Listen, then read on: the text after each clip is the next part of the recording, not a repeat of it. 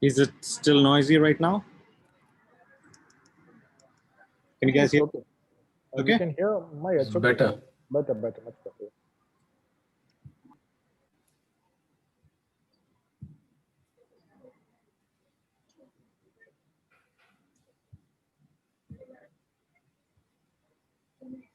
We should do something interesting over here that makes people come in early. You know, I mean, as a routine, we should tell people that perhaps from 6:45 to 7 or something, we either play some interesting podcast or play some video or something that actually engages. What do you guys think? It could be the Yeah, pick of the meeting. You know, I mean, we would pick something interesting, different, and we would just play it. So you can even incentivize people by saying, come in early and play your podcast. oh, then it would be a mad rush. If it's not mine, then Exactly. I'm not good. You know? Exactly. Then you'll have a reverse problem of too many people.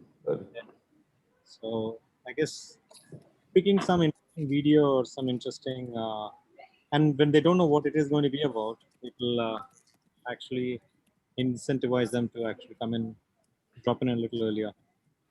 maybe it could be a role. Somebody has to come and engage people. Yeah, it could be. Yeah. Maybe just. So I used to do this event which is called Turning Point, and I've started it again, where the session would start at 5 p.m. But what I used to do during those days was from 4:30 to 5. Initially, I used to do where I would pick a video for 10 minutes. So from 4:50 to 5 o'clock, it used to be 4:30 to 4:50 would be networking. 4:50 to 5 o'clock would be some video that I pick up, and it might be a snippet from a movie, it might be a scene, or it could be different things. It could be a motivational talk, and people would come for. Then we would connect that to the entire session in some way. Or then I started reading my book. So every day I used to read for 10 minutes the book, and that used to be a reason why people would come in. So you had to figure out something where people would actually come in to engage in some form.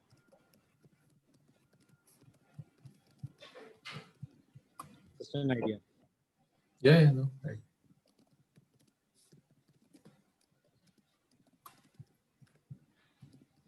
Alexander has been promoting the hell out of our club across everywhere. He's been very supportive on that line. Yeah, he's been amazing. So, let's see. Samir, we can actually play some video even now at this point, right? We can play some music or whatever it is.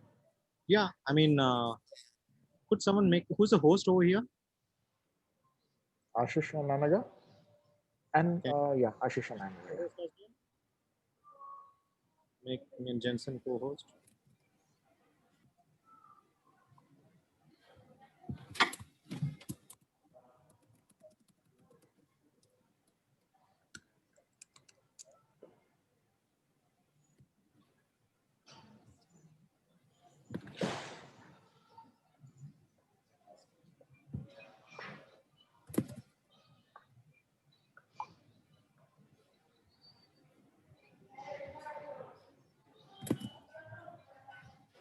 Hi guys. Hi Ashish. How are you? Hi Samir. Hi, good evening, Rob. Hi Prabhakar, how are you? All the best. Thank you so much. Good. Hello. How are you? I'm doing well. You're looking all right with no sleep. Yeah. Because the books are behind you, you're thinking that you just finished reading those books and that's it. How I wish. I'm just looking at some other background, maybe a little bit more comfortable. Yeah, this is better. This makes me relaxed. David Blaine of Toastmasters. How are you guys? Wonderful. Have you guys seen this magician called Shin Lim? No. Watch his on YouTube. It's amazing. Yeah. He won America's Got Talent also last year, I think. And okay. Some of his videos have 44 million views or something. Huh? Just welcoming a new member, Jaiprakash. Welcome, Jaiprakash. Welcome. Hi, Jaiprakash. Hey, hello everyone. Anil will keep his video off till the end of the meeting, Just No more surprises, Samir. Hi everyone. Hello. And DTM, all the best. Thank you so much, Anil. I never seeing you after a long time. Hey, Prabhakar, I just noticed you. You. Guys, can we live stream this on YouTube or something? Can we do YouTube live today's meeting? We can, but we channel don't do it. What is it? It wants. I didn't hear what you said. Samir. I'm okay. No problem.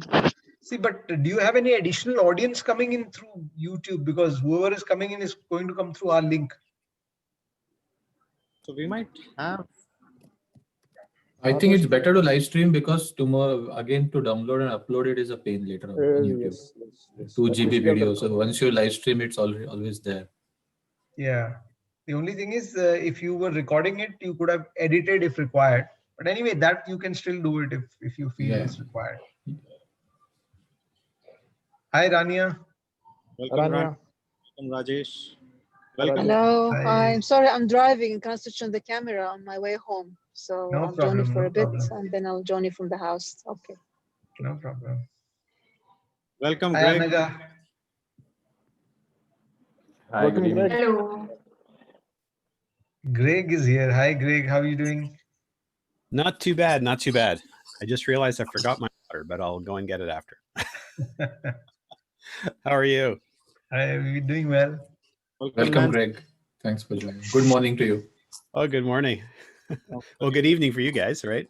Yeah. Hey, Nancy is here. Hi, Nancy. How are you doing? Thanks for joining in. Oh, good morning. Well, actually, good evening to you. Thank Good you. morning to you. And good morning to you. Fantastic. I'm excited. This is such a great group. I learned a lot last week when you did the tutorials about the editing software. Yep. So I have a website and I went into I've got over 50 Toastmaster speeches and I edited my favorite ones with the introduction off the end and the clapping off the other end. And I posted them on my website and it just feels Wow. so good. I was so empowered by your last meeting. Wonderful. Hope the story continues. Yes. And it was just as good on the replay. Yeah. And we also teach what not to do. So that's also a good learning. I do have a kind of a question, and that is when I was being an instructor for the melee, the officer training, Toastmasters International required that we read a disclaimer to all of the participants to let them know that the meeting was being recorded, that we couldn't record the meeting unless everyone agreed. And it's kind of a, you don't need to do your video, you don't need to do your audio, whatever you want, or you can leave, but we are recording it. So that's something to consider, because it wasn't until we were partway in the meeting and I looked up and went, oh, we're recording. So just something to think about. Yeah, I think then, Thanks, Jensel, it's thanks. better to even say whether we are going to do YouTube live, Live. so Yeah, that maybe both the aspects are covered. Yanaga can do that in the opening, Sergeant at Arms opening, perhaps. Make a disclaimer. So we'll take a vote or something. You mean hands raised or something? How will you do it? We'll just make mention as a disclaimer, right? This meeting will be recorded and we are going YouTube live, just for Yeah. the knowledge of all the attendees. But if somebody doesn't want to, then They'll have to exit. Or they'll have to just switch off their camera and not participate. I think in Zoom there is a setting where you enable it. When you start recording, it will say continue and it gives another option. So, Let's start the meeting now. It's 7. Anyway. Hi, Ahmed. Hello, everybody. Good evening. Fantastico Ahmed is here. Yes. Nice to see you all tonight. Take it up, Anaga. All right. Yes. Once upon a time, a lady was heating up a pot of water with the intent of cooking dinner. A frog fell into the pot while it was sitting on the stove. While it wasn't his intention to be stuck in a pot of water, he didn't try to escape. The lady soon turned on the flame to boil the water. As the water's temperature began to rise, the frog was able to adjust his body temperature accordingly. So he remained in the pot without trying to do anything to change his situation. However, as the water approached its boiling point, the frog's body temperature could no longer keep up. He finally tried to jump out of the pot, but didn't have enough time to make the leap. It was too late for the frog to save himself. A very good morning, good afternoon, good evening, maybe good night, fellow podcasters and soon to be podcasters. Welcome to the 6th meeting of Podcasters, a specialty Toastmasters club for bloggers, moderators, and podcasters. For the benefit of guests, Toastmasters International is a world leader in communication and leadership development. The first club was started in 1924 by Dr. Ralph C. Smedley. Presently, there are 15,900 clubs in 143 countries and 345,000 members worldwide. The mission of Toastmasters is to provide a supportive and positive learning experience in which members are empowered to develop communication and leadership skills, resulting in greater self-confidence and self-growth. To ensure that we have a pleasant and uninterrupted meeting, let us follow the golden rules. Avoid speaking on the 3 taboo topics: religion, sex, and politics. Please keep your mobile phones on silent mode so as to facilitate the speaker. Ensure your microphone is on mute at all times unless called upon to speak, in which case you can unmute and switch on your video. This meeting is for 2 hours. As a disclaimer, we are live streaming the meeting as well as recording the meeting.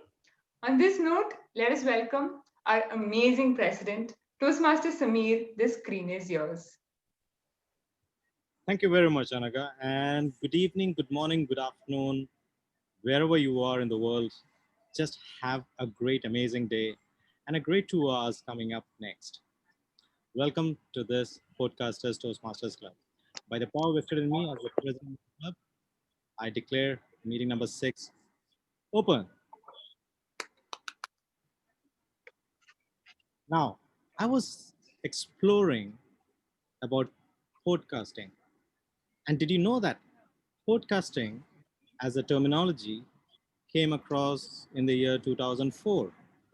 And it came as a result of Apple being releasing its iPod and a lot of audio blogs being hosted on the iPod. But before even the iPods were invented,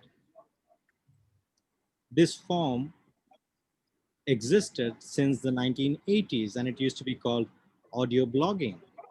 Audio blogging is what it used to be called before we came into the world of podcasting. And today we have more than 115,000 apparently podcasts across the world on different mediums. This gives us a great opportunity and everyone an opportunity to, at a very low cost, create content and spread the message and be influencers in the world. The Podcast Toastmasters Club is an amazing opportunity for individuals to take their skills of content creation, public speaking, and put all this together into a digital platform. And the power of creating something for the digital platform is, even after you're gone, your content remains over there for a lifetime, for an eternity. And perhaps that is the reason why a lot of people are scared of what they say, create, and leave behind. But it's also an opportunity for each one of us to be mindful and to create something of value. And that is the great opportunity over here. Podcasters Toastmasters Club is not just about podcasting. It's also about vlogging. It's also about understanding how to be a good moderator. And all these skills, when put together, allows us to become better at content creation, public speaking, and everything connected. In fact, it's taking Toastmasters to the next level, in my opinion. It's taking it to the market, to the public place, and understanding and learning from each other over here, like through feedback, etc. So, once again, welcome each one of you over here into this amazing journey of podcasting. Now, I'd like quickly to see how many guests we have over here, and we have quite a few guests, and I'd like to take introductions very quickly. Give us a 20-second introduction of where you are from and what made you join us today? We'll start with Nancy. Good morning. Nancy Hovan Carpenter from near Seattle, Washington, Washington State, not Washington, D.C. Totally different coast. I've been in Toastmasters for 4 years. I do some videos and things like that with a client of mine, but I want to expand my abilities. And I used to do radio, voiceover artist, technical writer, lots of things. Thank you. Thank you for joining us, Nancy. And love to hear from each one over here. Let's keep our introductions short. Ruchika Galani. Hi. Hi. I'm from District 98 Toastmasters, and I live in Pune, India. And what made me join you guys today is that I love podcasts, and I listen to a lot of them, and I'm part of one which is yet to launch. So and I've listened to I've interacted with Greg in the past when I was interviewing him for a feature that we were doing. So that's what made me want to attend. Wonderful. Thank you for joining us, Ruchika. I don't see the timer, so somebody should tell me that I am overshooting time so that I can actually move on into the meeting. Until then, I will keep taking introductions. Deepam from Mauritius. Good afternoon, everyone. I'm TM Deepam. I'm a new member to my Toastmaster Club in Mauritius. And this is the first time I'm listening to something called a podcaster. So I'm really keen and looking forward to what it really concerns. And that's about me. Thank you. Back to you, President Samir. Thank you very much. Thank you for joining us. Marutesh. Hello everyone, I'm Martesh. I'm from Bangalore, India. I'm the Toastmaster member in Pride Toastmaster Club, and I like to meet different different club friends. Hence, I joined this meeting. Thank you. Thank you very much for joining, Marutesh. We have someone from Brazil, João Cortial. Am I pronouncing your name right? Yes, properly. Thanks a lot, Samir. And greetings, everyone. My name is João. I'm currently president of Vila Olympia Toastmasters here in Brazil. My interest about the club is two. One, I'm starting a new podcast. It will be my first podcast. I'm a writing marketeer. But also, I'm very curious about how can a more specialized club would work. Since you will be more towards to blogging, podcasts, as you mentioned, I'm really curious about how it works. Perhaps you're going to have something in the same way here in Brazil. Thanks for the opportunity. Thank you very much for joining us, João. We have Jim Wan from Australia, I believe. Over to you. Yes, it's very late here, so I can't speak very loudly. I'm actually stuck here in Australia because of the COVID. I actually live in Hong Kong, so I'm stuck here with the sunshine and the beaches. It's been terrible. Thank you for joining us, Jim. I hope you don't feel you're stuck with us as a club while experiencing the next 2 hours. I hope you'll enjoy your time over here because we are going to have some great learnings and a real focus on podcasting. We have some international guests who's joined us as well. And the fact is, for all of you out there, you are, wherever you are in the world, have the opportunity to join our club because Toastmasters has opened the opportunity for us now, where we can internationally have guests join our club and become members. And we just charge $45 for 6 months. So let's have someone from Singapore, Shan Lee.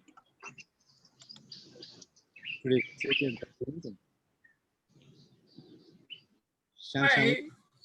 Yep. Good. This is good morning, good evening, good afternoon, depending on the time zone. It's almost midnight here in Singapore. So we are getting into pretty late. I'm sure some of the time zones are even later as well.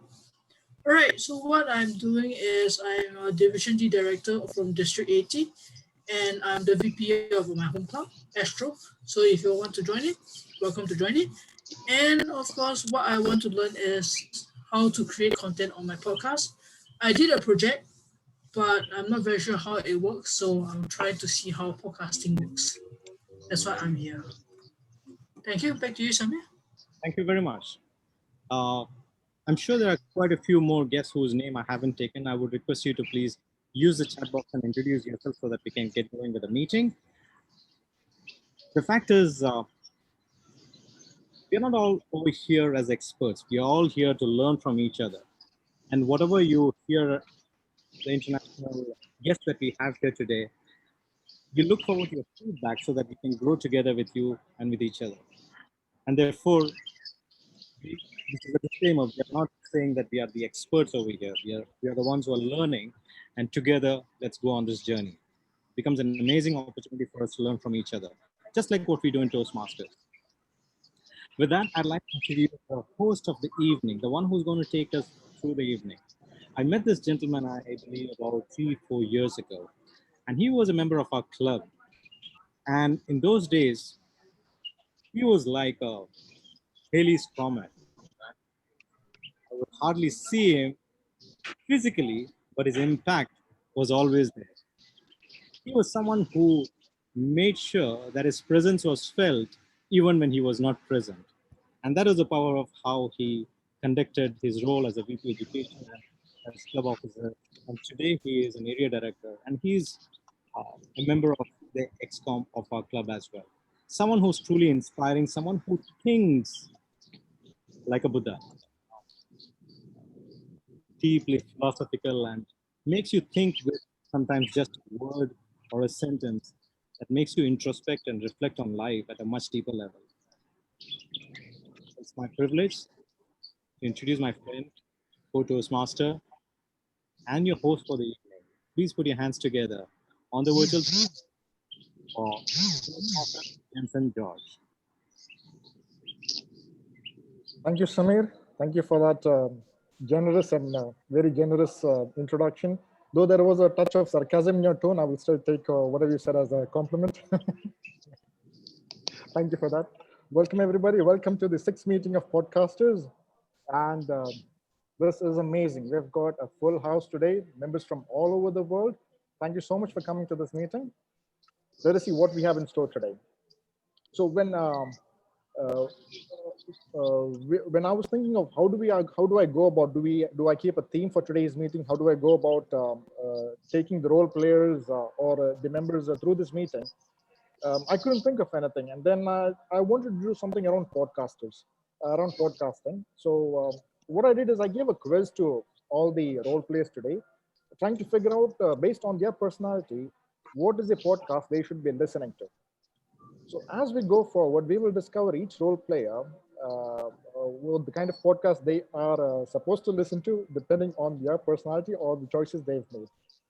Now, quickly going through the agenda, we have the first session is a digital life hack, which is a special session we have in this particular meeting, where we have a member come and give us tricks, techniques, tips on how to use different digital tools out there to make our life easier, professionally, personally, however you want to use it. Followed by that, we have 2 content presenters who will present their podcast content or digital content, which will then be evaluated by the content guides, who will take feedback from all of you or from a selected panel the way they seem fit. Following that, we also will have an external podcast review, where one of our members will play a podcast and give his or her take or feedback on that particular podcast. And then finally, we have our main event of the night, where our special guest today, DTM Greg Gazin, will share his experience or will answer questions posed to him by the session host, Toastmaster Ahmed. So starting with the first session, that is the digital life hack. And to take us through this session, we have a person. She might just be the youngest member of this club in age, not in terms of Toastmaster experience. She's much older than me in terms of Toastmaster experience. She started very early, or I started very late, whichever way. She is a financial analyst at Ernst & Young. And when I put that quiz to her on which podcast she should listen to based on her personality, the answer I got was the Tiny Meat Gang. Have you heard of that? The Tiny Meat Gang podcast? It's an interesting podcast apparently. It's about two friends gossiping on absolutely everything under the sun. So it's a very friendly podcast. Does not limit to any particular subject, but a great content to listen to. So friends, I give you your digital life hack host for the evening, Toastmaster Leona. Leona, are you in the house? Or you're just waiting to take over? All the best. Over to you, Leona.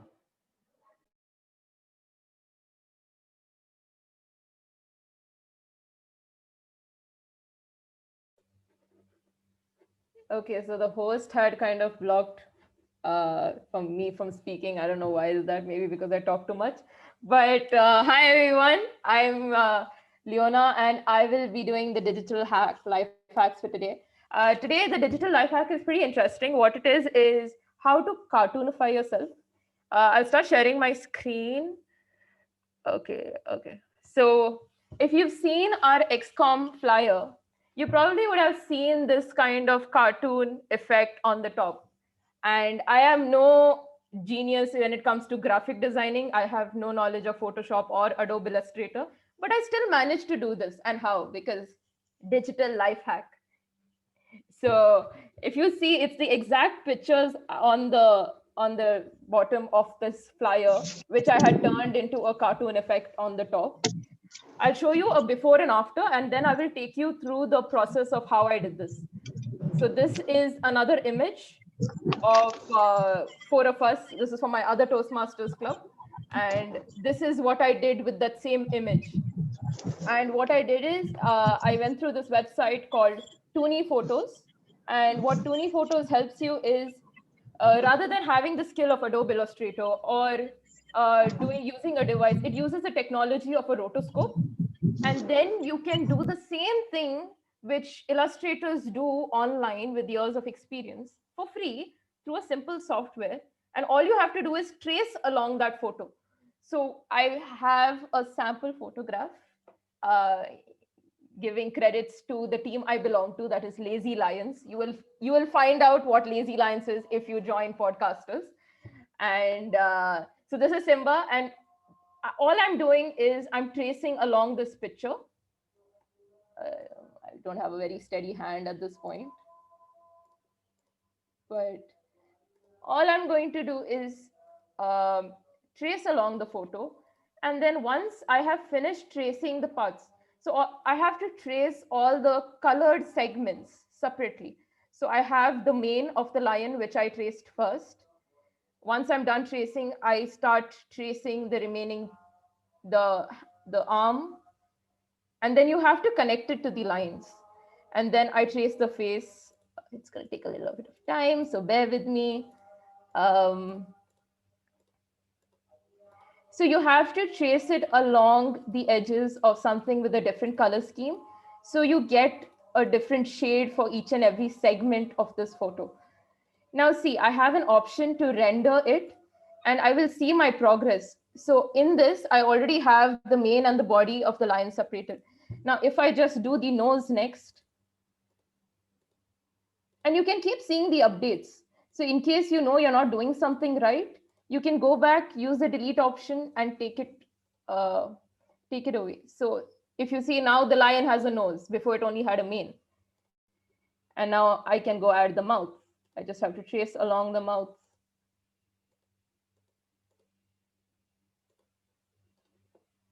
And then again, I'm rendering it. There we go. We have a mouth. Then I trace the eye. And I don't know if people are sleeping or people are still listening to me, but I trace the eye.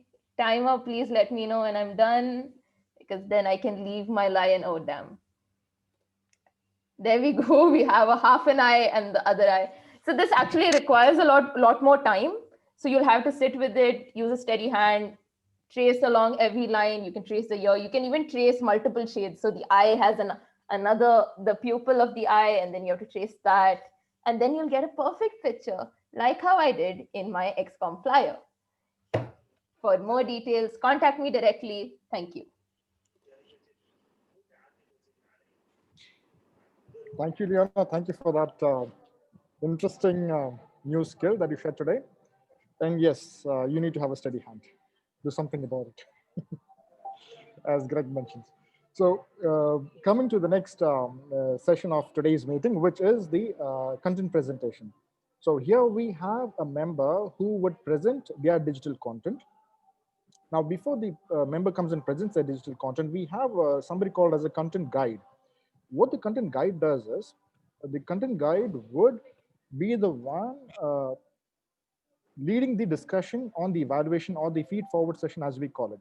So as the content presenter presents the content guide will seek our help or the panel's help and getting feedback. The whole structure of this program is based on effective feedbacks. So if you present a content and if you get valuable feedbacks, that is how you can improve your content further the next time.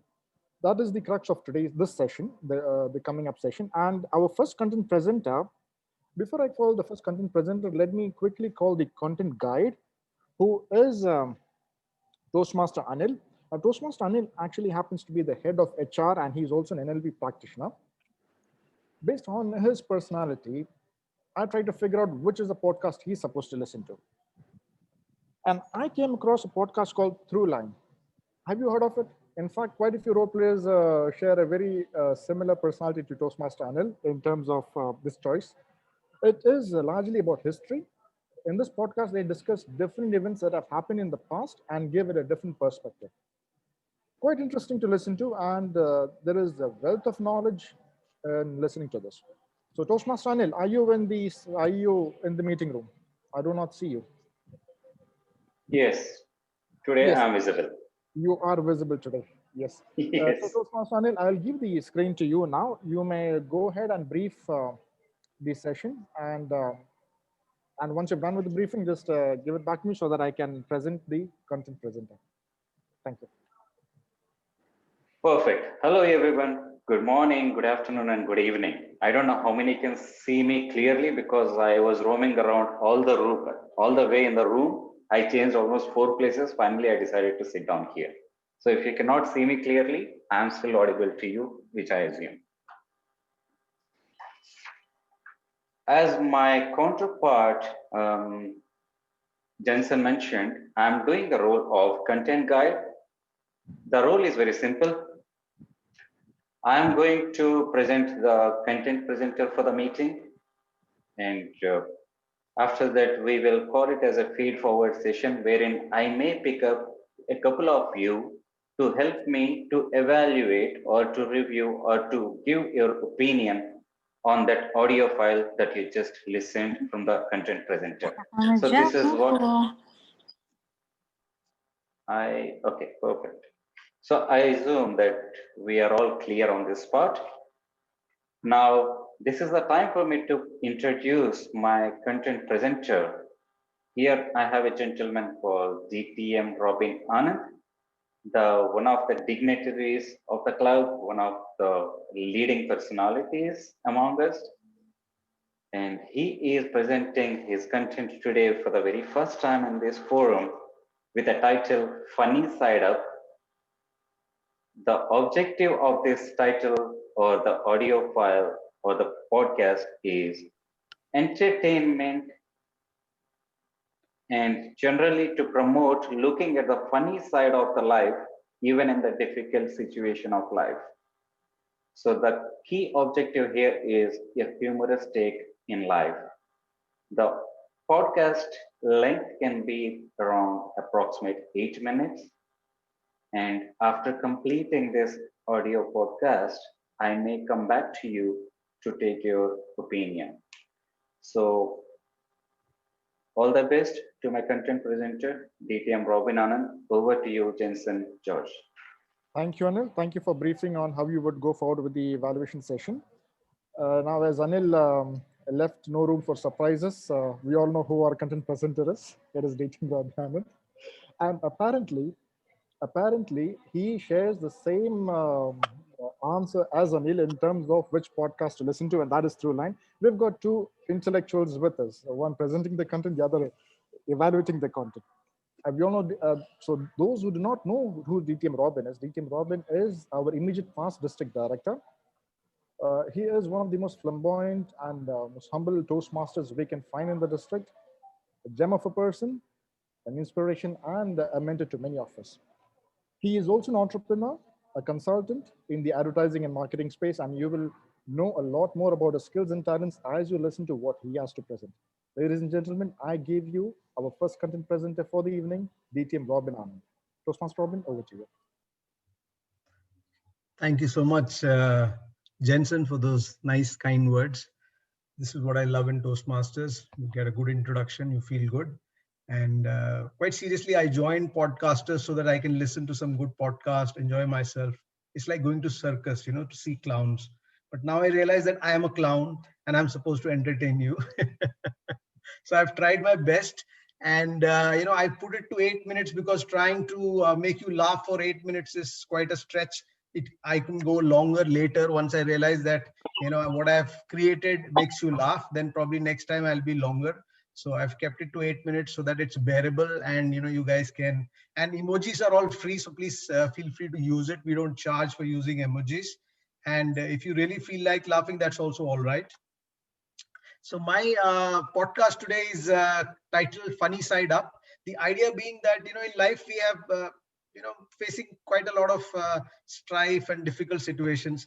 But when you fall down, if you start, looking at the pain and your wounds, you will always feel frustrated and use, interesting words. But if you look at the funny side that, in spite of learning to walk for so many years, you still fall down. I think that's the funny side of life. So that's what I've tried to put. So now I will play my podcast.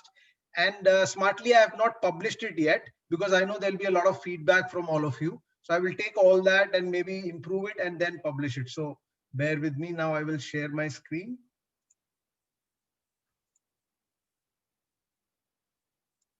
One minute. I think I need to first, one second, one more time.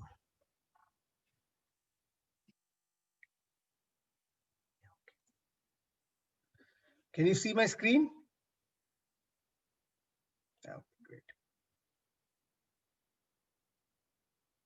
Now you want to hear my podcast. People say what we are going through is the new normal. Some say survival during these times is key.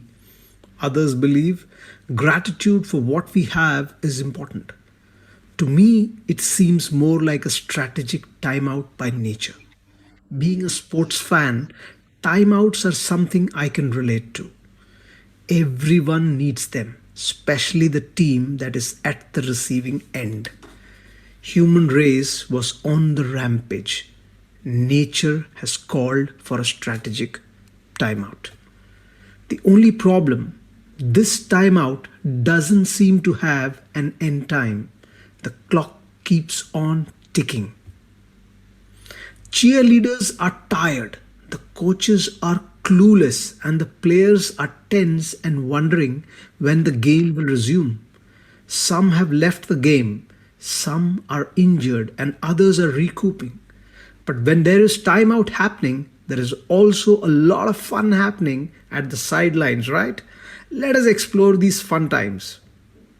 The human race has gone totally virtual. Now almost everyone is on the virtual space, age no bar.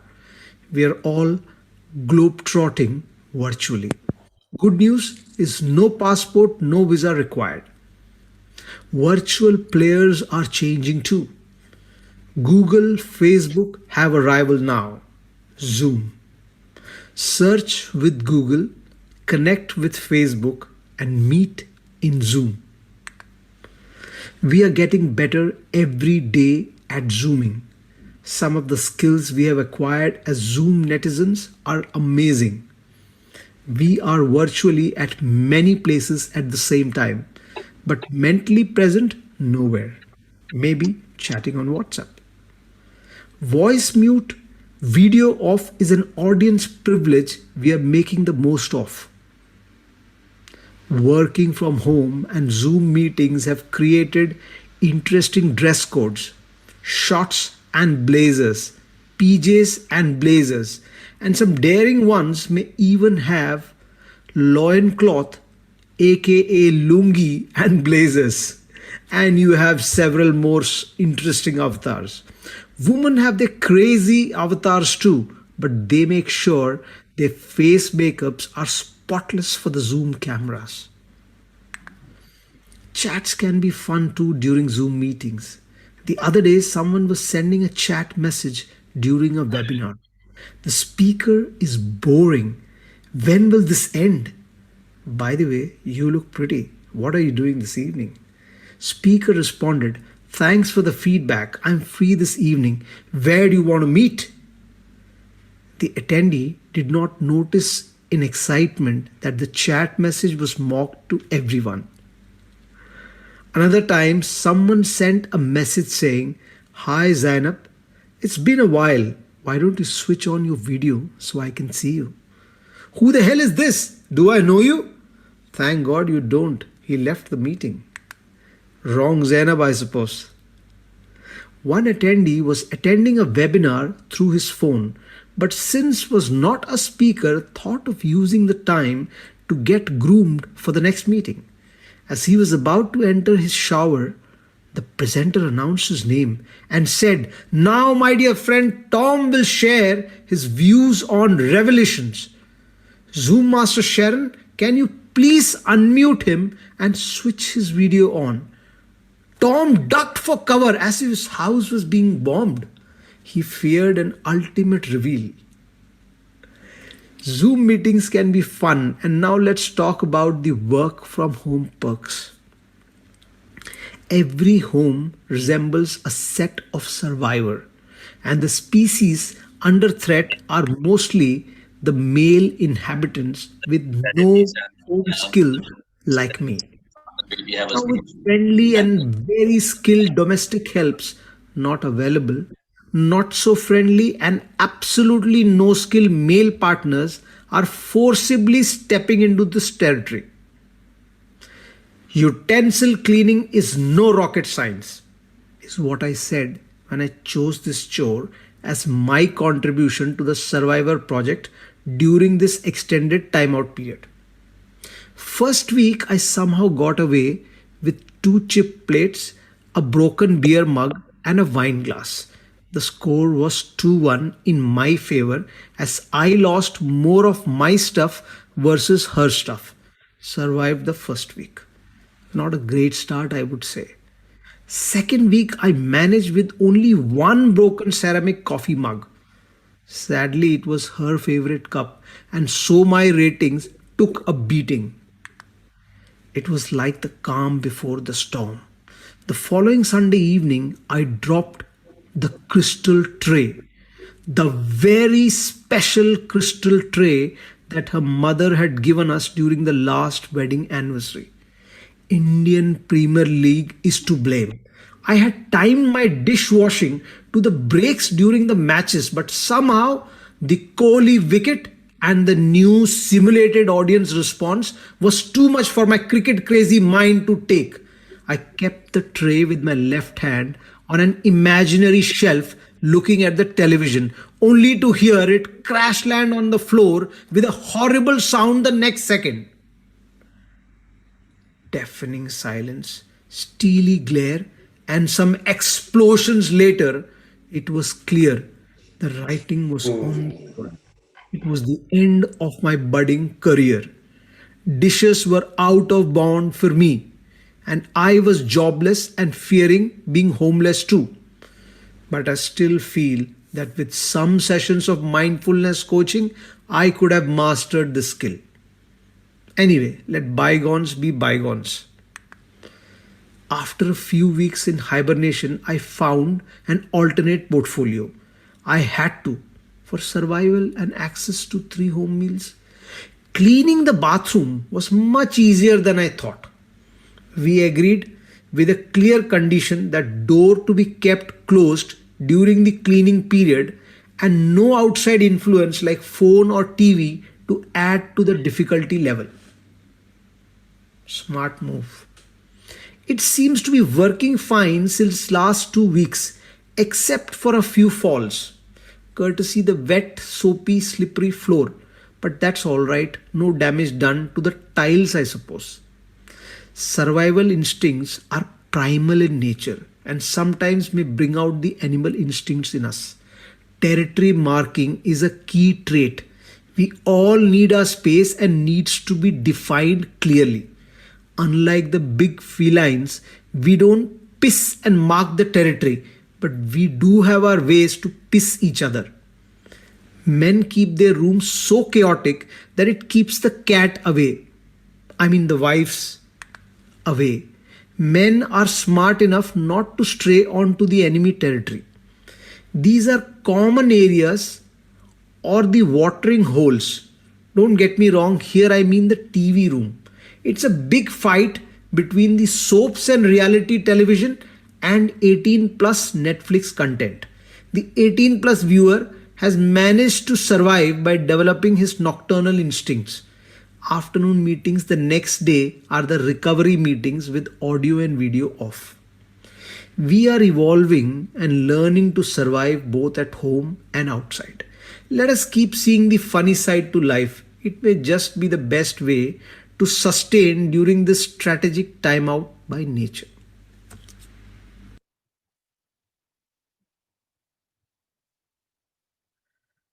Thank you so much for surviving my 8 minutes. You've all been very generous, and I see some emojis also, so thank you so much. And with that, I would like to hand over back to Anil, who is visible today. Anil, take it away.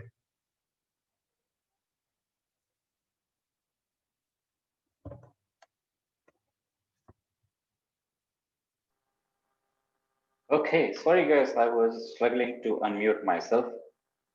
Thank you very much, DTM Robin Anand, for the very first unofficial podcast. I must say that because you're waiting for our feedback. We should appreciate that honesty. Okay, perfect. All the best. Now, people, as I mentioned, I'm going to pick up any 2 people, maybe 2 to 3 people here to support me to bring out the best from this audio podcast for our DTM Robin Anand.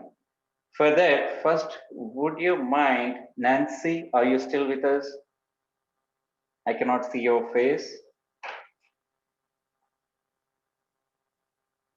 Okay, and what about Joe? Actually, I couldn't hear everything because my internet is unstable, but I'll be more than glad to participate in the second round. No problem. What about Ruchika?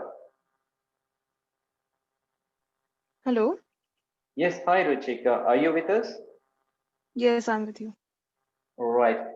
If I may ask, how did you feel about this podcast in opening and closing of the podcast? What is your view and feedback for this? Okay, I did not listen to it that closely because I was multitasking with other things. But I thought there were so many anecdotes and they were all very vivid. I mean, you could picture what he was talking about. So I really like that. Okay, perfect. Can I choose Leona? Are you still with us?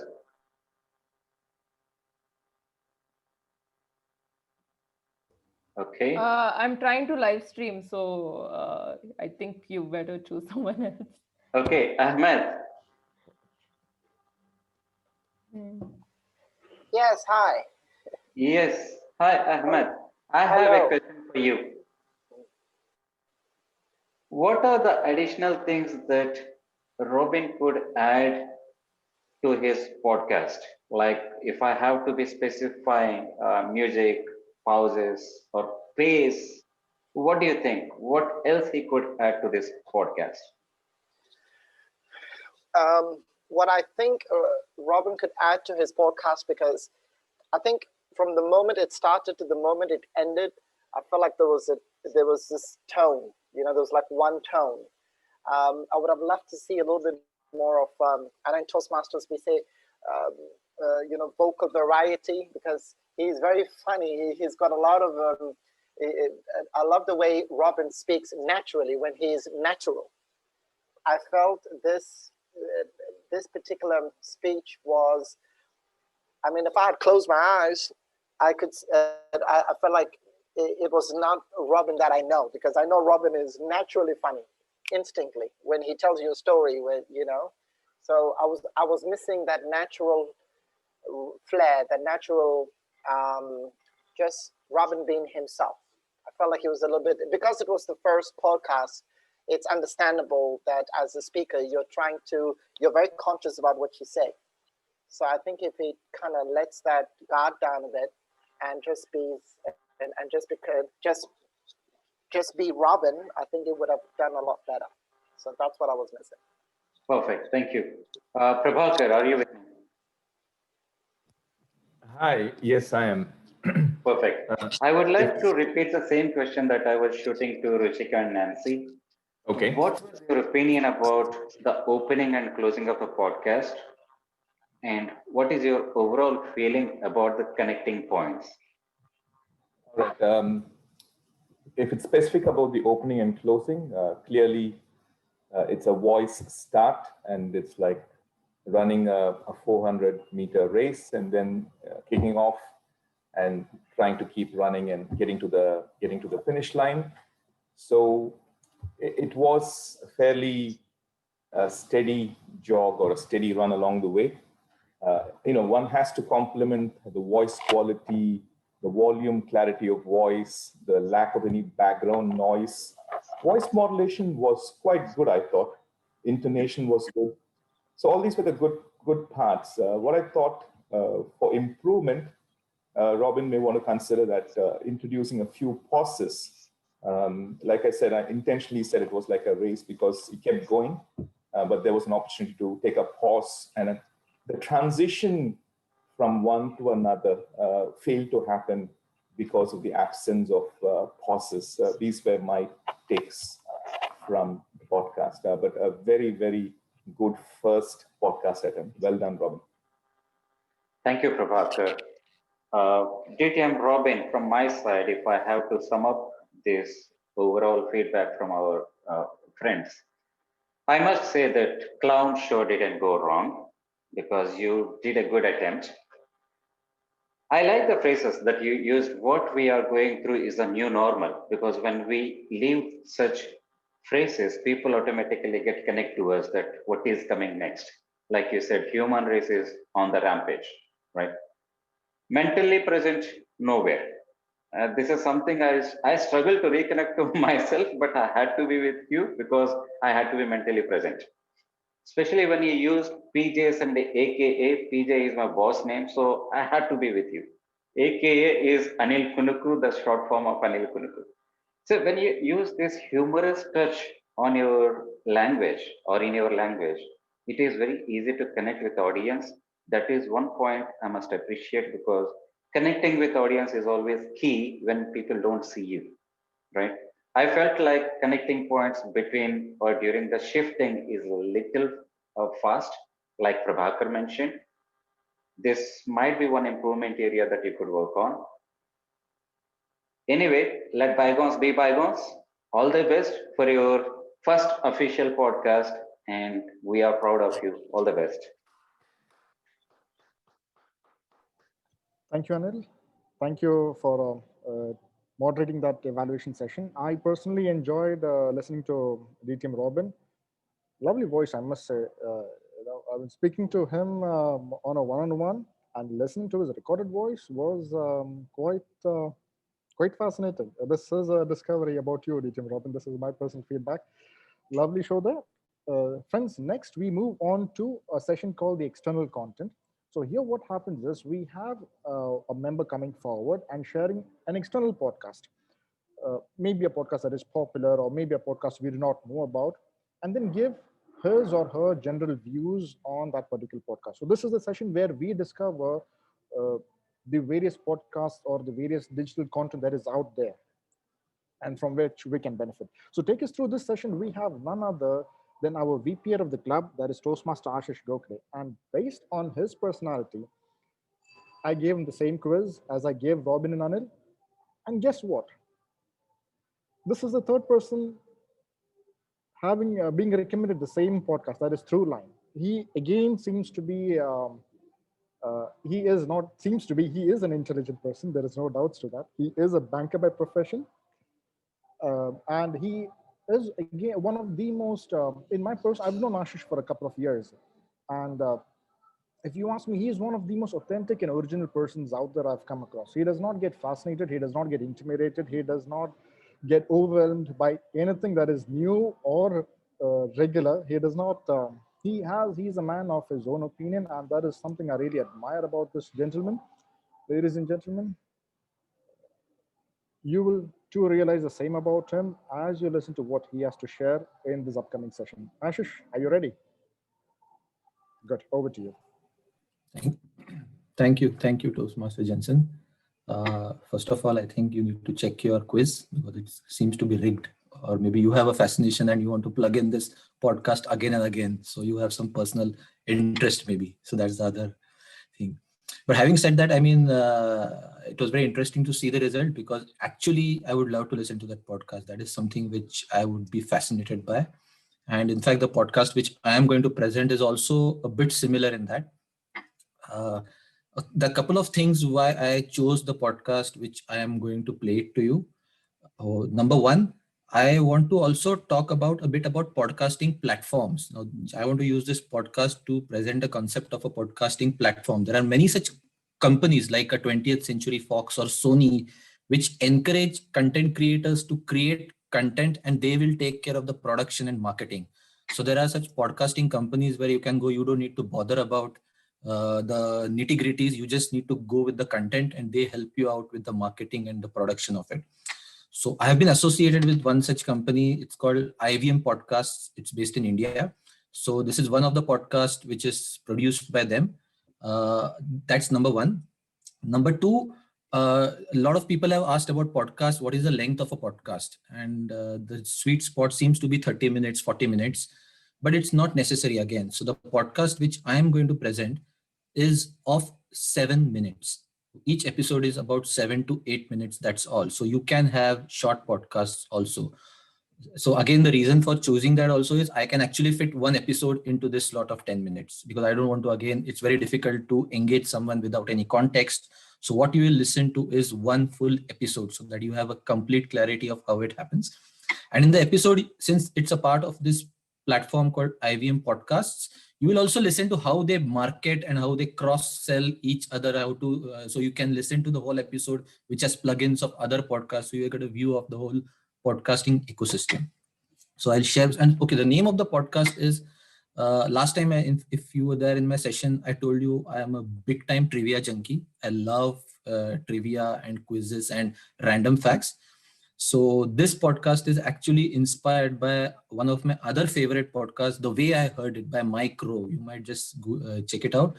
There he presents some interesting facts about people in a storytelling format and only reveals the name of the person at the end. So it might be conspiracies or something else. The name of the person is only revealed at the end. So this podcast, which I'm going to present, is a similar podcast called The Origin of Things. In fact, a few episodes I have helped research for this episode. So I have a little personal soft corner to this. In this podcast, the narrator R. Gopal Krishnan or Chuck, he talks about brands, some famous brands. He talks of them in the form of stories, and he will reveal the name of the brand only towards the end. So it's so the other thing to watch out for is his way of narrating the story. It's not just saying, okay, this brand was introduced by this or something. The way he narrates and builds that excitement that you're curious to know what he's talking about. So we will play one of the episodes. I will just share my screen. Okay, I hope you can see my screen. Yeah, so this is the, so you can see they have about 80-90 shows about different themes. So you can have very niche themes. So the point is you don't need to, if you have content, you have a lot of people who will help you produce and market that content. You don't need to bother about these things. So content is the key. So the podcast which I have is The Origin of Things. So there are about 30-40 episodes already out. The one which I am going to play is this podcast about infamous last words. It's a story of a convict called Gary Gilmore, and he was actually sentenced to death, and how he's associated with a very famous brand. Maybe I'll stop it in between and check out if any of the audience can guess the name of the brand. It will also be like a fun quiz to check out your GK. So let's start with this episode. Just thumbs up if you can hear them sound. The history and impact of the NRC list and how it has caused IVM.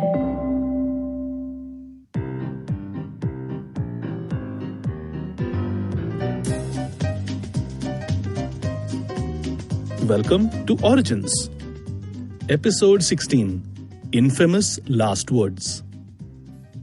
Gary Gilmore. Gary was not a nice man. Gary also had a very troubled childhood.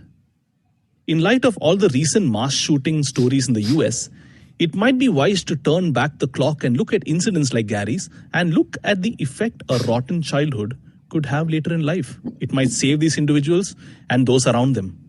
There's even a Netflix show about this, Mindhunter. Anyway, back to Gary. He was born in Texas in 1940. He was a product of an impulse wedding between an alcoholic dad and a runaway Mormon, who probably didn't realize at the time the impact their child would have, directly and indirectly.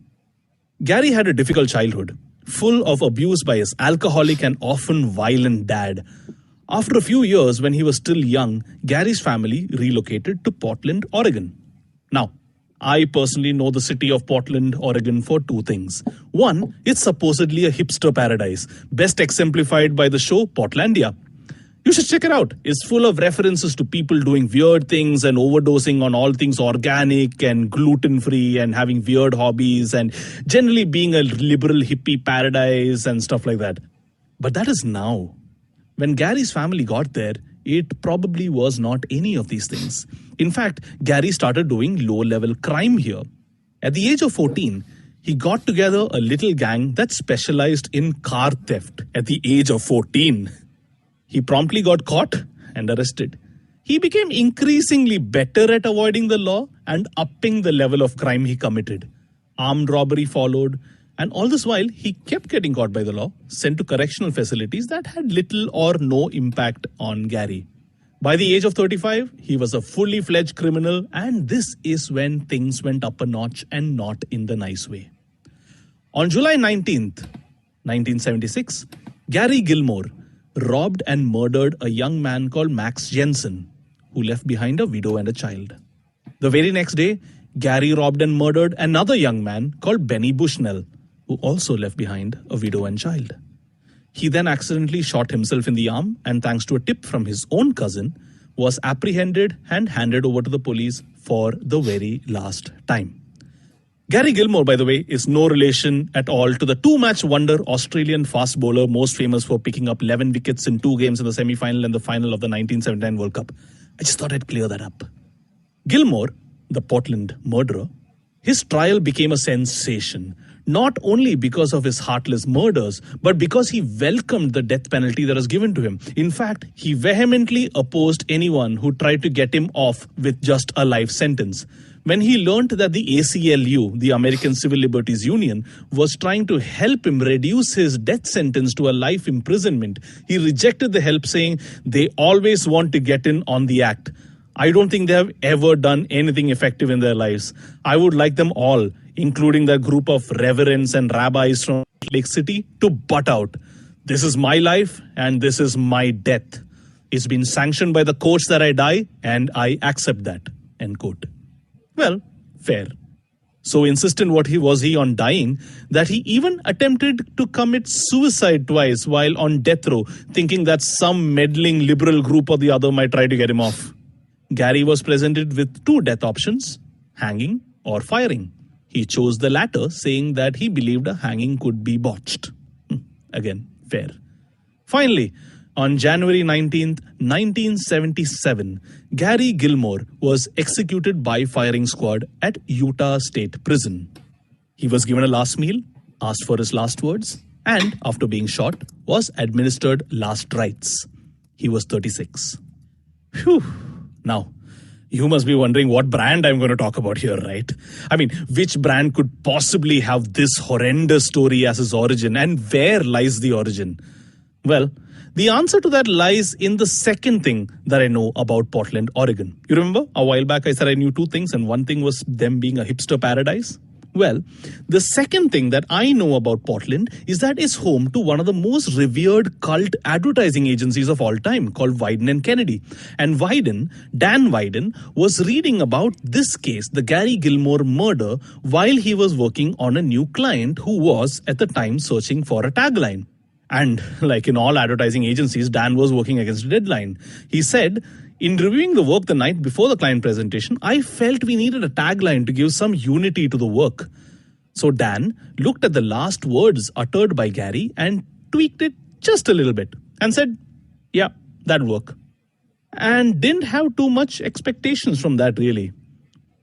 It might have been a late night last ditch effort, but it was a tagline that resonated around the world, helped Dan's client become one of the biggest brands of all time, and helped cement his agency, Wieden & Kennedy, as one of the best in the world.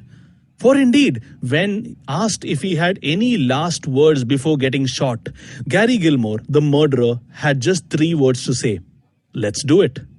And all that Dan did was to change that first word and say, yeah, that'll work. And so there you have it. The last words of a cold-hearted murderer ended up changing the fortunes of a small shoe manufacturer, a fledgling ad agency, and inspiring millions of athletes and would-be athletes from around the world to go and just do it. See you next week for another origin story.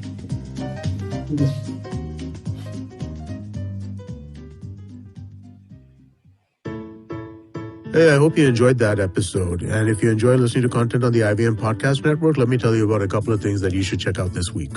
On the Edges and Sledges Cricket Podcast, Ashwin and DJ conclude the Ashes and talk about the failure of Indian middle order in the T20s.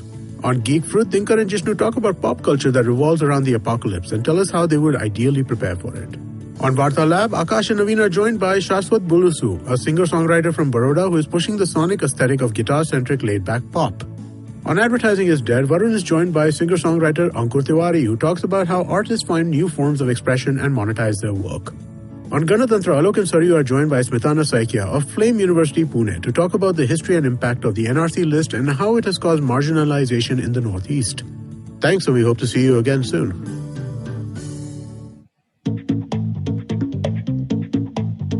Advertising is dead. Yep, you heard me right. Advertising is dead. We're all in the content business now. Let's not call it news, TV, radio, etc., etc. It's all content, and we're in the middle of this weirdly exciting phase where all the borders and lines that have been drawn over decades has been swept away by this lovely thing called the internet. We're a show where we don't dwell on just the stuff that is now, but rather the wider stuff about advertising, media, content, and the whole goddamn circus surrounding it. Tune in every Tuesday for our weekly unboxing of the mystery box we used to call advertising. I'm Varun Dugirala, co-founder and content chief at The Glitch, and this is my new podcast, Advertising is Dead. So thanks a lot. That was about it. I think people already guessed the brand. And I also wanted to kind of show the whole podcasting ecosystem, how you promote it, how you talk about yourself. So that was the intention of showing this neat little one full episode. Thanks a lot. And over to you, Toastmaster Jensen. Thank you. Thank you, Ashish. That was wonderful, quite refreshing. And yes, we had a 7-minute podcast, so entertaining, so informative. Now we know it is possible too. Thank you, Ashish, for that. Now, next we go to the second content presenter. And if I try and tell you what the result of the quiz for the content guide in this case was, you will all be forced to believe that Ashish is true. Ashish is right in what he said. The quiz could be rigged because the answer remains the same. Apparently, sort of the profession does not change much either. Our next content guide is Toastmaster Rajesh. And he happens to be a senior manager at Sony, handling the North African operations. I've known Rajesh personally for another couple of years. You listen to his voice and you will go, wow, that is one hell of a voice this dude has got. Very loving person, very friendly, very helpful. He's always there when you need him. And he is got a way with words. He knows how to play with words, and he is a great fan of Shakespeare, if I'm not mistaken. Rajesh, if you aren't, and if I've got it wrong, then try not to correct me and try not to acknowledge you. Yeah, over to you, Rajesh. If you're ready, please go ahead and tell us how we're going to take care of this session, and then I'll introduce the next content presenter. Over to you. Fantastic. Thank you very much, Toastmaster of the Day. We still call the Toastmaster of the Day, yes, or Podcaster of the Day, or however you call it that. Thank you very much once again. And before I read out, or we're going to do it traditional style. So I'm going to read out the objectives because our next podcaster intends to do this podcast as a project. And so let me read out the project and the purpose statements, the due diligence. And I'm going to make one request out of your group before I hand it back over to the Toastmaster of the day. So the purpose of this project, it is to create a podcast, and the purpose of the project is for the member to be introduced to the skills needed to organize and present a podcast, which is what we are doing here. And the purpose of the speech or the session that our next speaker will conduct is for the member to introduce his or her podcast and to present a segment of the podcast, standard operating procedure again. Now, the project manual subscribes a speech length of 2 to 3 minute intro and a 5 to 10 minute podcast segment. We've got 8 to 9 minutes, my dear podcasters, so please manage.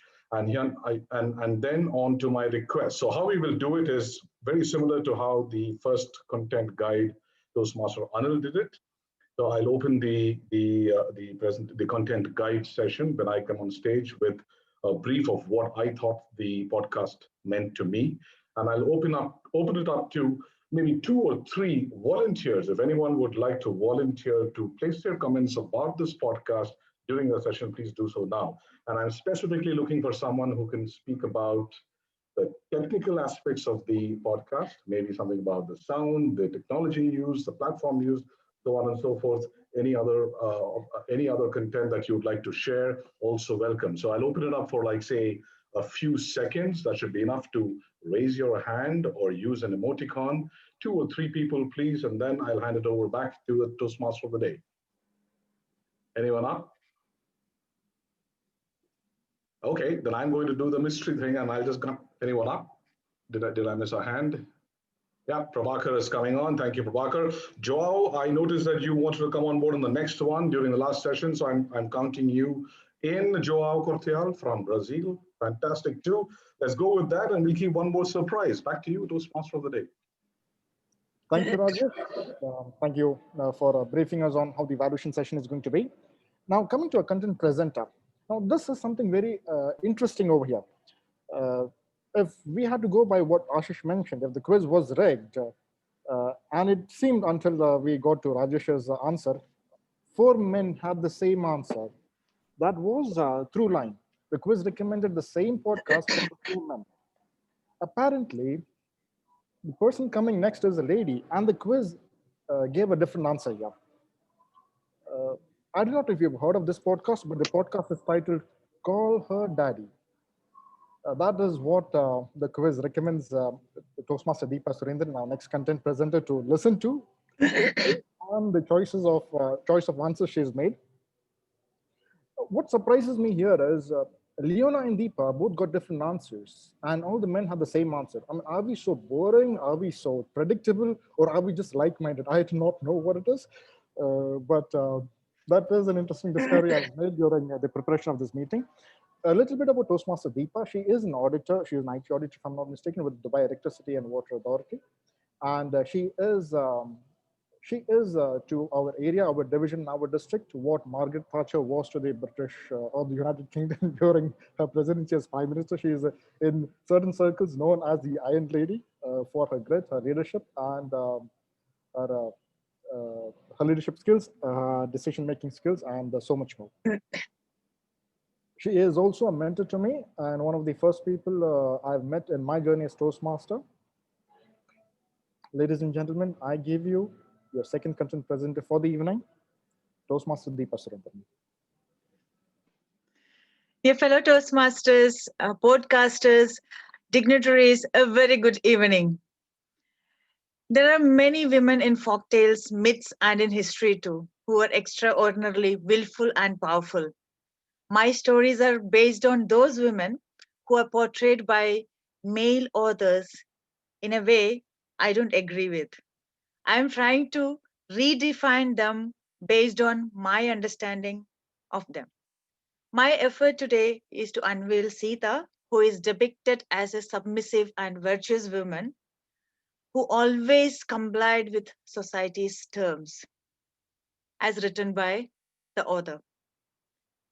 In the epic Ramayana, Sita, the heroine, is depicted as a submissive victim who got kidnapped by an evil person because of her heavenly beauty and saved and then subsequently abandoned by her husband, the king of Ayodhya. I would like to obtain all your comments, support, blessings, and encouragement to continue my journey as a podcaster.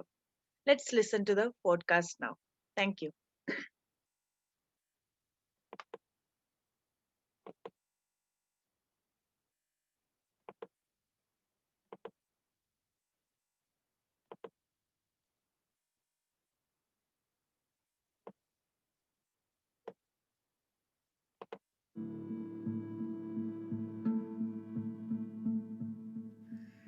Welcome to the next episode from the Stories of Epic Women, a podcast about the greatest female warriors of all time.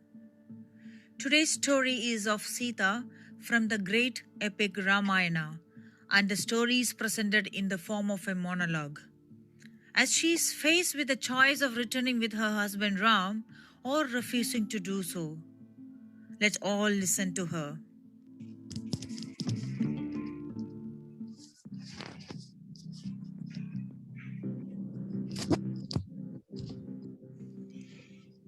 Yes, I am Sita.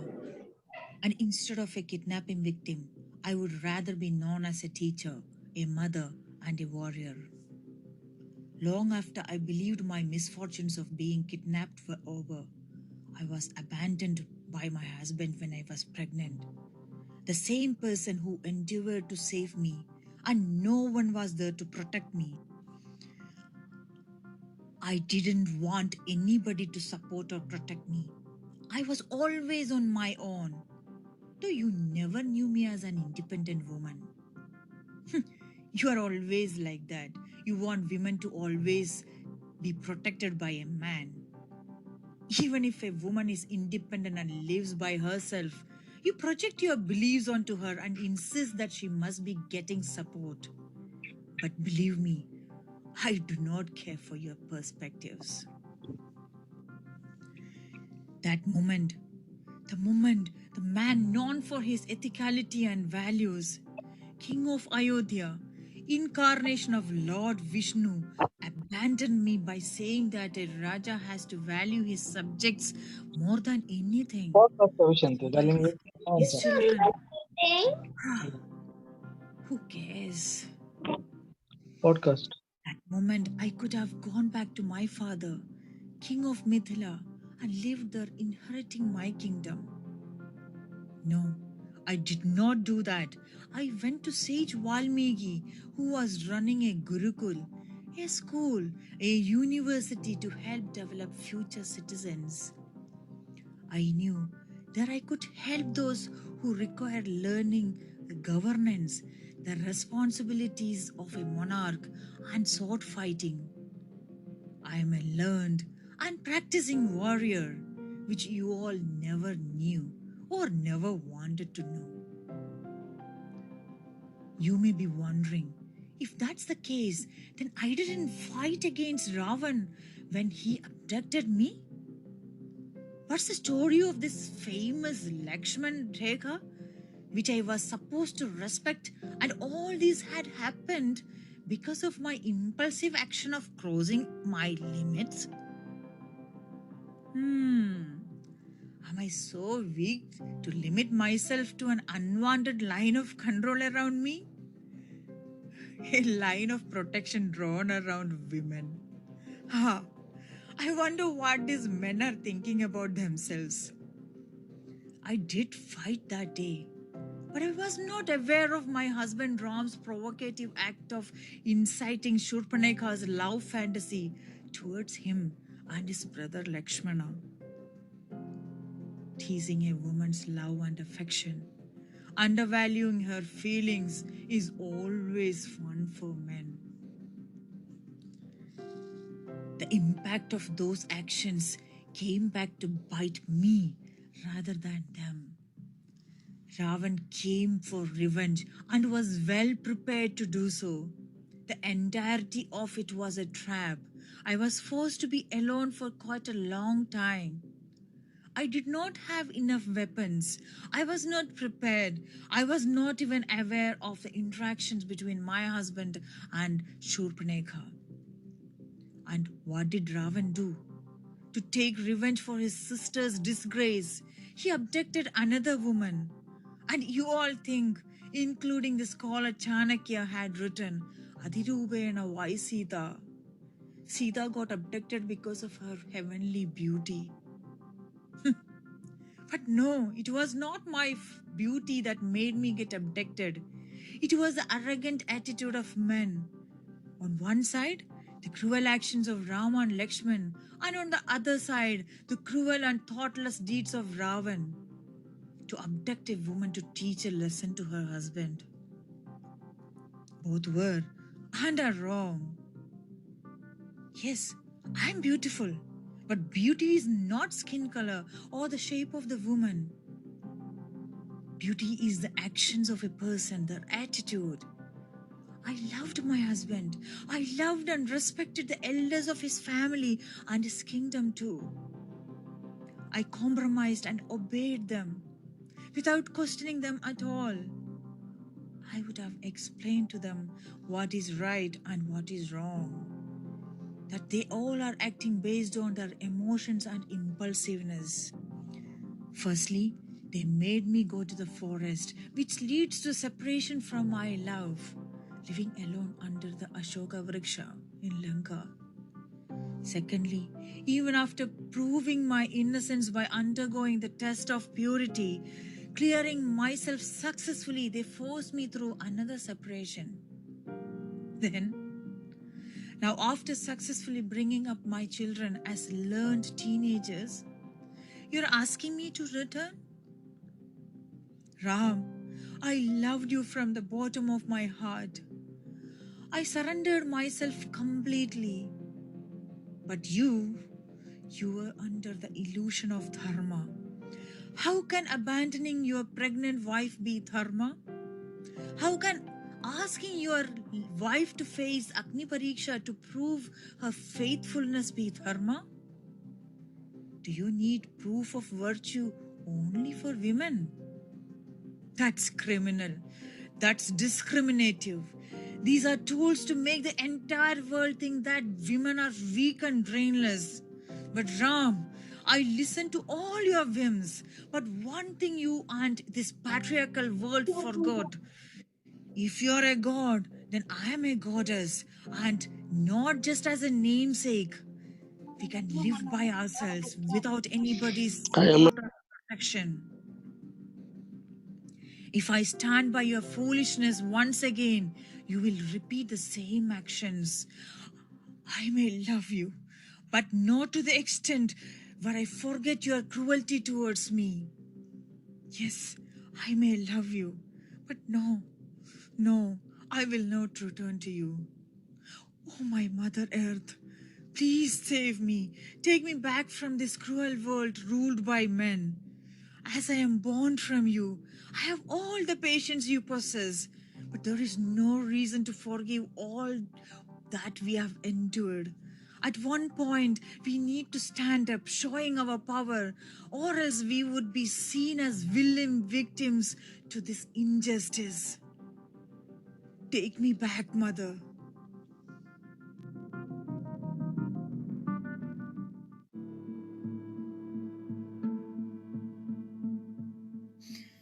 So, that was the last message of Sita to Ram. It's my firm belief that she was not a docile woman who let things happen to her.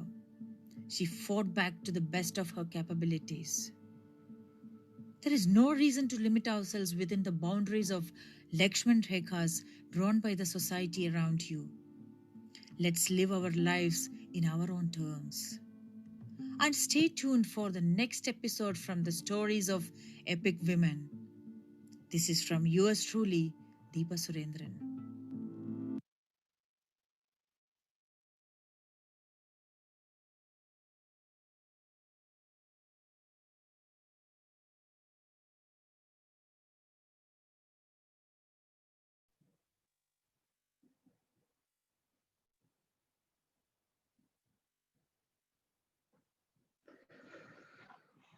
Thank you very much, DTM Deepa. And well, 3 letters to describe what I felt at the first. Wow. Now, obviously, I mean, as an Indian, I would resonate a lot more with that story because it is one of the more powerful stories in the pantheon of Indian stories. It's got the woman in the lead. But if I may begin this the content guide session with what I felt, number one, of course, was I really was impressed and taken by your interpretation of that whole story, of where Sita comes in on the center stage and then instead of being a defensive receiver or passive observer to surroundings, puts out a voice. And I say that and I narrate that with that much detail because that already becomes then a bedrock or a platform for where and how you want to place your podcast. So I'm presuming that as you go forward, your podcast is going to be about women, empowered women speaking their voice and how do you call it, grabbing their place, their rightful place in the universe or wherever they need to be. And that's a great way to direct the podcast itself. So which means that your podcast has you have a vision and a direction for the podcast and the content that you place on it. So that's a great strong point. Another point that I really liked was your use of voice, because it had that quality of a tense story, which is what it is. It had the dramatic qualities were in full display and fully visible. And that really kind of resonated with me and attracted me to your podcast too. I also like that you started it off well and you ended it well with also the what do you call it, the sign off and the invite for the next possible podcast that comes into that. So that already makes it a complete podcast by itself. So this is definitely a fitting stepping stone or a first step into the ones that you'll do next. That's surely, in that sense, I was really taken by it. If there were a couple of things that I would like to look forward to, the one more point. I like the background music on the in the podcast. Now, personally, and with a very limited experience that I have listening to podcasts, I'm still not decided whether there should be background music or no. So it's always a very subjective thing for me to talk about it in any podcast. But in your particular podcast, I thought it really supported. It was really complementary to the narrative itself because there was the tension, there was the drama, and where the tension and drama was taking the center stage, there was that music, that very gentle music that was kind of keeping it all a little easy and a little more comfortable for me personally. And I suppose this is the case with the audience too. So that's really what I would like to kind of share in terms of the points of the podcast. Couple of improvement points. I felt that your voice, although had the character and also the justice to the drama, there was this almost predictable ebb and flow. It was up and down, up and down. So maybe in some of the tenser moments or the lighter moments, there could have been some variation in the way your voice, your tone moved through. There was a marked difference in tone between your introduction and your sign off and the storytelling itself. So you're probably recording three sessions and then mixing it up. But I felt that, and again, very personal opinion, may not even count, but I felt that there was a little bit of a mismatch between the tonal level throughout the podcast, even if it matters, if it does, and that's something we polish up. That's my comment on this. But since it is such an interesting subject, and in fact such a challenging subject, let me also then, like I said, throw it up to the audience. And Prabhakar, before I come to you, I'd like to dive straight to Joao for 2 reasons. One is, I wonder if Joao is able to get the same resonance in terms of the content matter, etc. And from there on, what would you think, Joao, in terms of this podcast? What does the content speak to you? How was it? How did it feel? What did you take away from this podcast? Joao, floor is yours. Unable to unmute, Joao. Sergeant at Arms. Okay, now can you hear me? Yep. Yes, I just totally agree with you in terms of the vocal variety. How could she add more drama with the podcast? Sometimes it took a little bit more monotone. She can vary a little bit, and then bang, give more explosion. Sometimes which is more tense. It would be help her to stick people throughout all the podcasts. I really like her transition throughout the end, as she mentioned the lessons learned with all the story. But what I would recommend her to present on this beginning, it would add more meat on why it's important to listen to those stories. Okay, I had all the details about the podcast itself, how it would be delivered through a monologue, but why it's important for me to stick around for all the 6-7 minutes throughout all the stories. What would be more important for me? What I would gain for that? It would be add a little bit more value, and it would be people more expecting what is going to happen, what is going to take me as a lesson. But overall, amazing story, amazing delivered. She's a true actress, I would say. Thank you, Joao. Yes, absolutely. And Aditya and Deepa, I suppose you would take those comments on board too. And I agree with what Joao just said. And let me pose the next one to next question or the topic to Prabhakar. Now, one point that came to my mind, Prabhakar, is in terms of the subject itself. Now, again, podcasts can be of any and every variety and flavor. And of the very few podcasts that I've listened to, most of them tend to be, information based, something that you can consume in like a few minutes, etc., and so on and so forth. So, is there a feeling of how do you call the subject that Aditya and Deepa has taken and is addressing? Is it a tough subject? Is it a subject that could be that could resonate with a larger audience, or is it sufficient in itself to speak to a particular audience? I mean, are there those issues over here with the podcast? There's a question that I have. Feel free to share your thoughts on it and any other that you would like to. Thank you. Bom dia, Joao. Tudo bom? The topic, it's a very interesting question that you've posed, because when we create a podcast, or for that matter, write or deliver a speech, what is very important is that we need to be clear in our minds as to the audience which we want to reach and the audience which we expect will kind of relate to what we want to say. So I'm sure Toastmaster Deepa has in mind a specific audience. The topic itself is fantastic because it promises a lot more. It is the tales of epic women, and I, for one, will definitely look forward to listening to further episodes because she's going to talk about different epic women.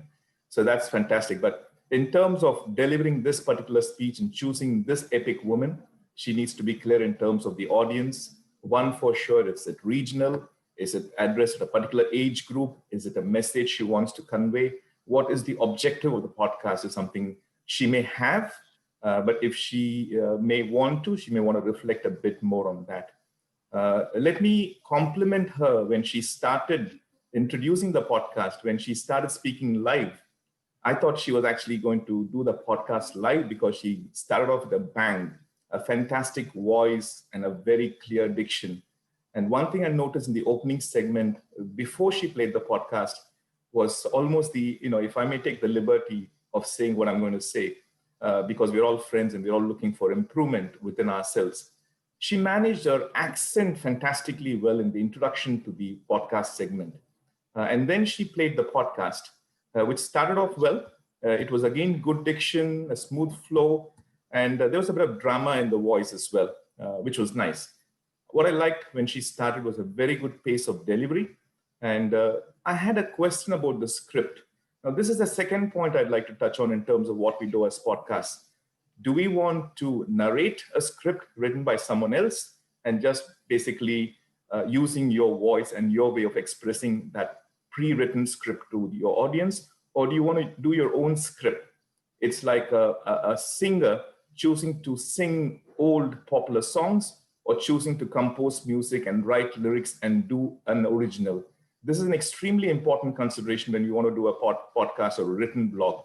What exactly do you want to do? Do you want to keep it original, or do you want to try and just use your good voice to narrate something written by someone else?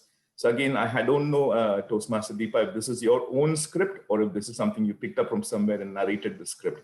If it's your own script, I take my hat off to you for a fantastic script.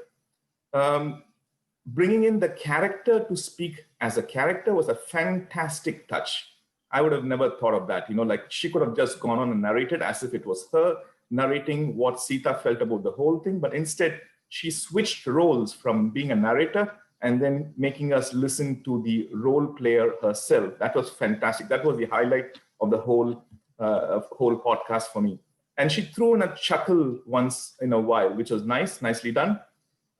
In terms of a couple of improvement areas, there was a long pause at the beginning, which was a bit too long, made us wonder if something was wrong technically as well. I would request her to watch her accent and pronunciation, because if it's a podcast, you're aiming it at a wider audience and you don't want to distract from the content because of the accent or pronunciation. You could possibly take the help of some of us here. A musical prelude and a musical ending would be nice. A closing piece, the way she finished was very, very good. And also, like someone else said earlier, reflecting the emotions when Sita was angry with Ram. She should have shown that anger, a rising tone with built up, pent up anger coming through her voice would have been fantastic. But amazingly well done, really fantastic topic, and makes me want to listen to every podcast of yours. Well done, Deepa. Thank you very much, Prabhakar. We are on the yellow, so let me just take the opportunity and the time remaining to wrap it up. I would have liked to have two more voices, one a technical voice, because I would have liked to have a couple of more comments on the platform used, the software used to mix. If there are ways of improving the technical aspects of it, probably not much time now, if we can handle it later. I would have liked to have a woman's voice in this, but there again, we are running short of time. So a quick summary of the evaluation itself, DTM Deepa, for you. Now, one is, of course, one of the comments that we had was you want to be cognizant of who you are reaching out with your podcast and therefore tailor the podcast for that. Your voice has power. You probably want to amplify, accentuate that power, use it in line with the script. And we had accent and pronunciation as a point that came in. And that's pretty much that we have. We are on the red, and thank you very much for sharing your first podcast with us, DTM Deepa. I'm going to subscribe and listen to you, as I suppose everyone over here are. Over to you, Toastmaster. Thank you, Rajiv. Thank you for that great evaluation session and brilliant listening to Toastmaster Deepa's podcast. Apparently, as I mentioned earlier, Toastmaster Deepa's answer to the quiz was Call Her Daddy. If you do not know what that podcast was about, it is a podcast on sex and relationships. But why is it important? It's because it has given a lot of women renewed self-confidence in their body, gender, and personality. And that is, I'm now listening to her podcast. I'll tell Ash the quiz may not be rigged after all, if that was still playing on his mind. But coming back to the meeting again, next is the much awaited session we've all been looking forward to. We've got a gentleman here who is a legend himself, but I will live the honors of introducing him to somebody even more special, a very close friend of mine. He happens to be the HR at the Atlantis Palm, and like all the other men in today's meeting, his answer remains the same. It is Trueline, history buff. He loves to gather knowledge and listen to such podcasts. Now, one thing about Ahmed, who is going to moderate the next session, is one thing that I love about this gentleman is he will take you through a very entertaining. He's a great storyteller. Let me put it that. He's such as one of the most talented storytellers I've come across in the entire district. This man does not need to have a script. This man does not need to have a story. He may be bluffing. He may be full of experience. I do not know, but he is an amazing storyteller. You will discover that as you will listen to him take you through the next session. Toastmaster Ahmed, the screen is yours. Thank you so much, Toastmaster Jensen. Thank you so much, my friend. Thank you so much. And good morning and good afternoon and good evening, wherever you are around the world. What an amazing audience tonight. Tonight is a special night. And for a special night like this, we have a very interesting guest to explore the same very topic and skill we are all here to learn. And that's the world of podcasting. My guest tonight is a 6-time distinguished Toastmaster based in Edmonton, Canada. He is a past area, division, and district governor, or a director, as we know it in our part of the world, in the Middle East, and a member of the Toastmaster fraternity for the past 18 and a half years. He is also the co-host of the award-winning Toastmasters podcast, which is the official podcast of Toastmaster International, with his co-host Ryan. His podcast, Toastmasters Communication, Leadership, Learning Lab, has been enjoyed by over 3 million people and counting. And I would urge all of you tonight, probably after this particular interview, to please, sign up and subscribe to his podcast. And he's not Toastmastering, he's known as a gadget guy, and I love that. I love this name. And he is a serial entrepreneur, syndicated tech columnist, a speaker, leadership development facilitator, a blogger, and of course, without a doubt, he's also an avid podcaster. When it comes to podcasting, he's definitely someone we all can learn a lot from. In fact, in 2009, Greg was recognized by Toastmasters International with the presidential citation for his use of technology to benefit the Toastmaster community all over the world.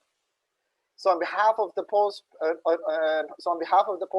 Club, which is a dedicated club for podcasters, bloggers, and moderators, it's a pleasure to introduce to you DTM Greg Gazin. Please give him a big round of applause, ladies and gentlemen. Thank you very much, Ahmed. Thank you, Greg. Thank you so much for making it to our meeting tonight. And once again, welcome to this interview. And in fact, I wouldn't even call it an interview, it will be a chat. Sure.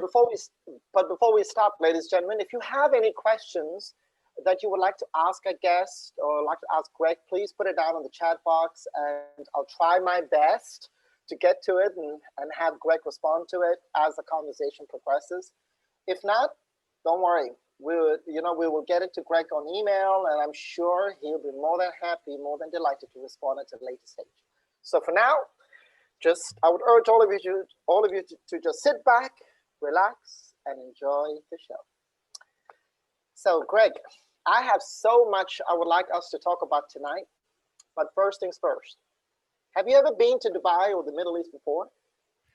No, I have never. It's one place I would love to visit one day. There's so many stories and you see so much. It's one place certainly I'd love to visit.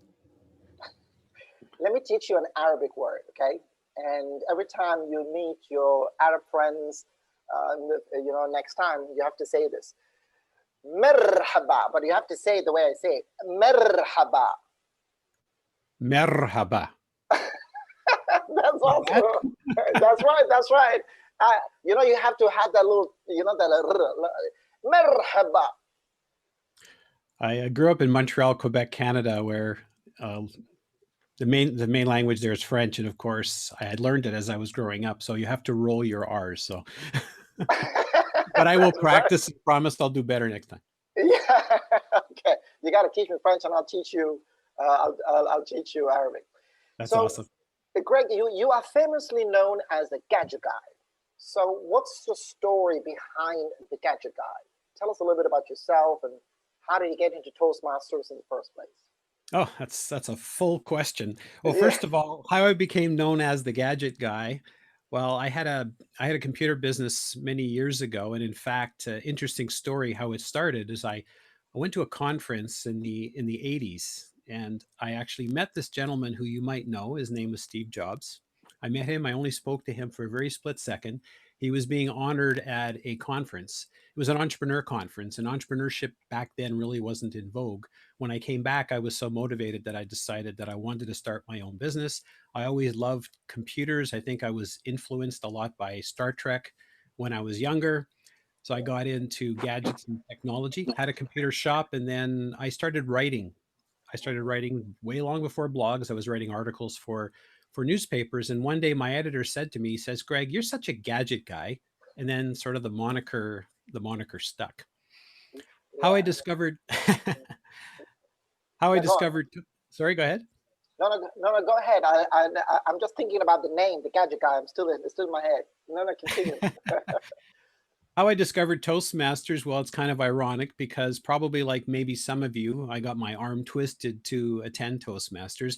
I didn't think I needed Toastmasters, but long before Toastmasters, I had an opportunity to bid on a significant number of computers. I had a small computer shop, and our team put together this proposal, nicely bound, and off I went to the submissions office. There were no electronic submissions back then. Yeah. And I went to deposit the proposal into this box, and as I turned away, I heard, "Excuse me, where are you going? You need to present this to the panel." And I thought, present? What? Panel? Yeah. Panic. For be perfectly honest with you, I just didn't have the confidence, and I walked away. As time went on, I felt a bit more confident until I got my arm twisted. Got to go to a Toastmasters meeting. I finally decided. My friend kept bugging me, and he says, "I'll buy you coffee." So that kind of did it. And then there was this thing that I discovered that you have called Table Topics. Yes, I love that tabletop. When the stopwatch stopped, I didn't quite make 12 seconds. And at that moment, I was ready to leave the room, never come back. But obviously I did. So that was my introduction to Toastmasters, all in a nutshell. I hope that answered your question. Yes, you did. You did. Tonight you're going to get a lot of loaded questions, like you said. But Sure. Do you remember your table topic? Your first table topic? Do you remember the topic? Do you remember that No, experience? I don't remember the question. I don't Yeah. remember the theme of the day. All I Yeah. remember, when I sat down, I was looking up like a school child, waiting for the 3:00 bell, and then I was gone. I was embarrassed. I thought I would never come back, except the other fellow next to me, he got up and he said, "I don't have an answer for that." And he sat down. So he did less than 12 seconds. Oh my God! And that's the story of our Toastmaster world, right? And there's one thing we can never forget, and for me, it's the same thing. It's my first table topics. But let's move on. Now, Sure. since the COVID-19 pandemic hit the world, the Mhm. world has changed dramatically, and we have all now embraced technology like we've never done before. And with technology moving so quickly, how can members or clubs benefit and capitalize on the digital innovation that's going on right now? I think in terms of capitalizing, I think the first thing to do is, if you want to take it from a club perspective, individual clubs, you are going to have some people in the club who are highly technical. You are going to have some people in the club who are challenged by it or just don't want to expose themselves to it.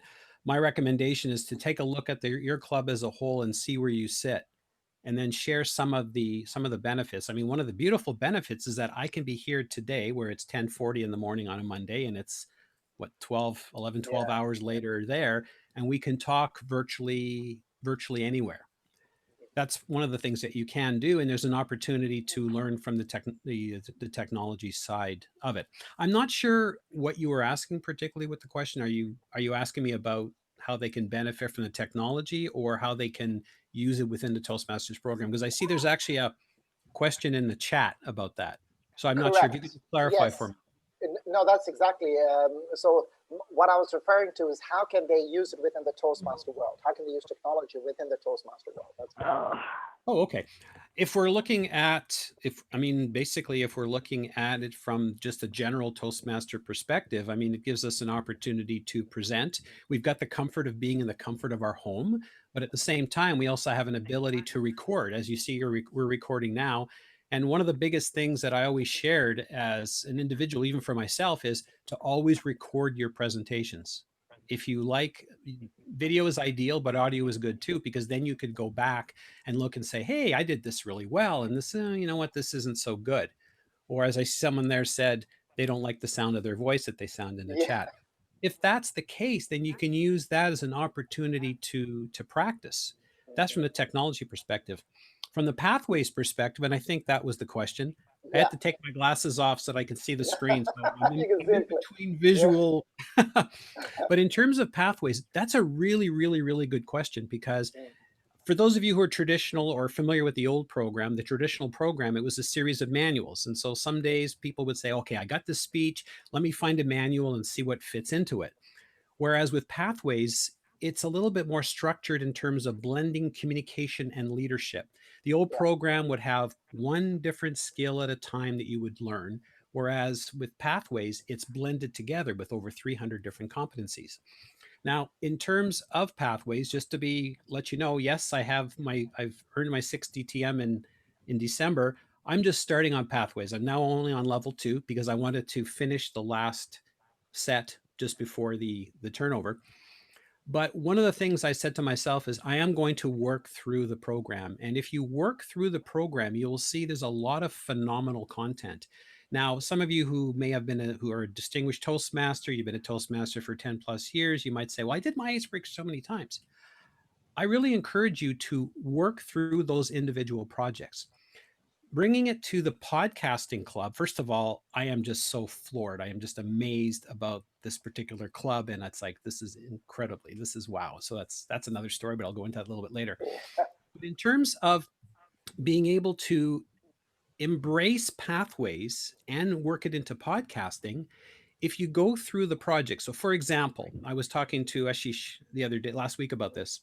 Yeah. And so for example, one of the projects is to do a speech, get feedback, and do it again. So that's something that you could also do in podcasting. But if you take, let's say, I think it's project 3, where you have to do research. And if you have to do research, and what I discovered evaluating other speeches, and I even did this myself, we typically go to the same research all the time. We have the same sources that we use the same style in terms of delivery. Whereas if you want to take podcasting, for example, and last meeting, there was a lady who did a wonderful presentation on Walt Disney. Remember that? Most of you who were there? Case point, the research project. That would be an excellent research project, because one of the things in the research project is about looking for authoritative and credible sources. Yeah. Now, those sources don't necessarily have to be revealed during the podcast. They can be revealed during the introduction. There are authoritative sources, there are reliable sources, unreliable sources. And if you go further into that project, there's also different ways of presenting. There's a chronological, there's topical, depending on the topic, there's spatial, there's geographic, there's different ways you can present it. So if you have a podcast and you're working through pathways, it's a perfect fit. In addition to that, in addition to the criteria from the project, then you can have your own content criteria, which is what you're using during this. So I think that in terms of marrying podcast or Toastmasters in general, or even if you're a distinguished Toastmaster, but marrying the podcasting club with pathways, I think it's not going to be a perfect fit, what marriage is, right? Yes. But I think I think it would be it's a great opportunity. Even myself, having gone through the program many times, I consider myself a lifelong learner. I'm always learning new things. I've learned things even from the last two episodes or the last 2 shows or meetings that you've done. And I'm in awe in terms of the narrative, in terms of the storytelling. I think if we work towards that and we try to make sure that we offer the objectives at the beginning and are evaluated at least in part on the objectives of pathways, I think you're going to find a lot of people being able to move through the pathways program and in a structural way improve their communication and their leadership skills. Yeah. Greg, I mean, you've been around for a while now, but similar to our club, are you aware of many other podcast clubs out there in the world at the moment? First of all, are you implying that I'm an old guy? No. I am getting a bit old. That's okay. No, you've been around the Toastmaster world for a while. Yeah. You know what? I'm not sure. I can't recall if there are others. There are a number of specialty clubs. One of the clubs that I belong to is called GoPro Speakers, and our focus, like we don't have a grammarian and we don't have an counter. Our club focused specifically on developing professional speakers and accredited speakers. We have a very unique angle, a unique perspective. There may be some others, but this is really the first one that I've heard of, to be perfectly honest with you. If there are others, please certainly let me know. So I think it's great. Now, also to just let you know, I do focus on audio simply because I kind of like to be behind the camera, although I do know that you do video blogging, vlogging, and blogging as well. And I love the presentation of the video pad from last week. So it started to give me some ideas that perhaps maybe I might want to take clips of my podcast, create little videos, put them on Instagram, et cetera, et cetera. So besides that, nope, I don't know of any others, but I'm certainly hoping to hear if you have any. And not that I'm aware of, but yeah, we were, and it would be amazing to see more clubs become specialized podcasting clubs like our club as well around the world. So that's amazing. I have a question here from a guest, Jim. He says, I don't like the sound of my voice. What is an easy free app I can use to audio re-engineer my voice for the podcast? Well, it's funny because in my early days of presenting, I believe it or not, I grew up as a quiet, shy, introverted person, and I would rather sit behind a keyboard rather than talk to anybody else. Of course, now it's kind of hard to kind of shut me up. But it's funny, somebody said that to me once, and I said, I feel sorry for your audience. And that inadvertently came out of my mouth, and I didn't mean it the way it sounded. Although the fellow, he really laughed at it. If you don't like the sound of your voice, you want to ask yourself why. You also want to ask others what they like about their voice. I know sometimes with the ladies, they feel that their voice is very high and they say, well, my boss doesn't take me seriously. And I've heard experts talk about lowering the tone. So I think before you start, I guess, virtually changing your voice, perhaps listen to it, ask yourself why, ask others why. And if you really have to, most pieces of software will allow a little bit of compression, allow you to add a little bass and treble.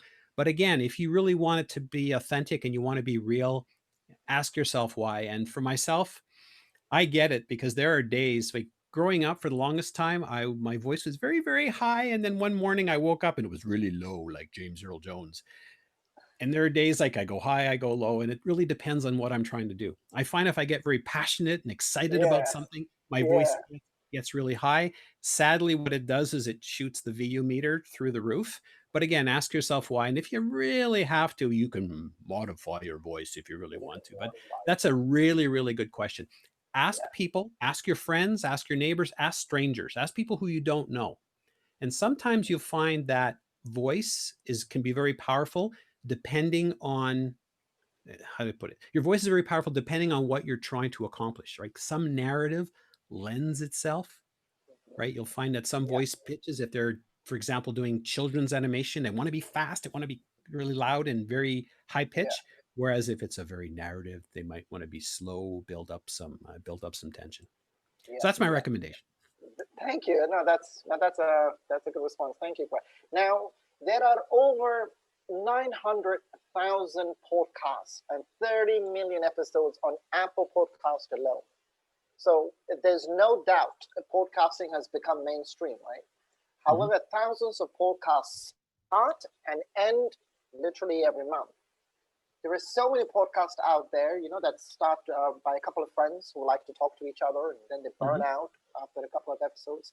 If someone would like to start a podcast today, what are, in your opinion, 2 or 3 important questions they should ask themselves first before they start creating a podcast? Well, one of the first questions that you want to ask is why. Why are you creating a podcast? What's your purpose? What's your vision? If you just want to create a podcast for 2 guys having a good time chatting, I heard there was a podcast called Roastmasters Podcast. Yeah, it's true. Somebody's smiling. Then that's okay. You don't have to have millions and millions of followers. Although it's nice if you want to monetize it, that's certainly a possibility.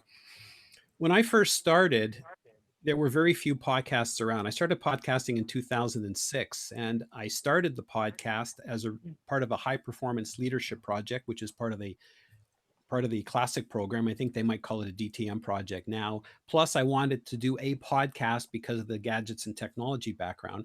And it turned out that when I started, it was all about the sound, it was about the audio, it was about the mixing. But as time evolved, I found that it was about the stories. It was about the people. So for example, the common question that's often asked of me is, what's my most memorable podcast? And most of them are memorable, and I don't want to offend anybody. but the one that sticks in my mind is on the cover, I believe it was a 2015 cover of one of the Toastmaster magazines. There was a lady named Sarah Safari who had climbed Mount Everest, and she was on Everest when the earthquake hit. And as I think about it, it still sends shivers down my spine. You know, she talked about how I believe she was originally from Iran. She moved to the US. Someone had said, imagine a possibility. She wanted to climb a mountain, and she climbed that mountain, and she survived, and she started some sort of charitable organization to help women from Nepal. And when I think about that, how powerful that is, I mean, that's their why. Now, in terms of differentiation, obviously, the more niche you are, like if you're very, very general, it'll be harder to attract an audience. But if you're very, very specific, like Deepa's podcast, then you are going to attract a certain audience. But yet, interestingly enough, I probably would have had a challenge if I was specifically looking for Deepa's. But now that I've discovered it, it's like, wow, I want to hear more because I found that fascinating. And the whole idea is to create discovery, and that of course is where your promotion comes in and getting more people involved. Discover your why. Take some time to think about it. Okay, yeah, you can just record something and throw it out if you want, but take some time to think about what you're going to do, what you want to accomplish. If you want to do a series and then release them one at a time, that's fine. If you want to just do one, put it out there, that's fine too. Don't look for absolute perfection.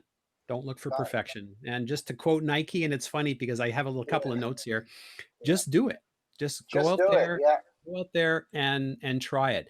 But you want to be passionate about it. There's a lot of podcasts that are at pod fade. You may have heard that term, where after a while they just start to dwindle. If you see your numbers falling, that's natural. For me, for example, when I first started, I was getting 10, 20, 30,000 downloads right off the site. My numbers have dropped now, in part my years as I was on the district team. I was 7 or 8 years on the district executive.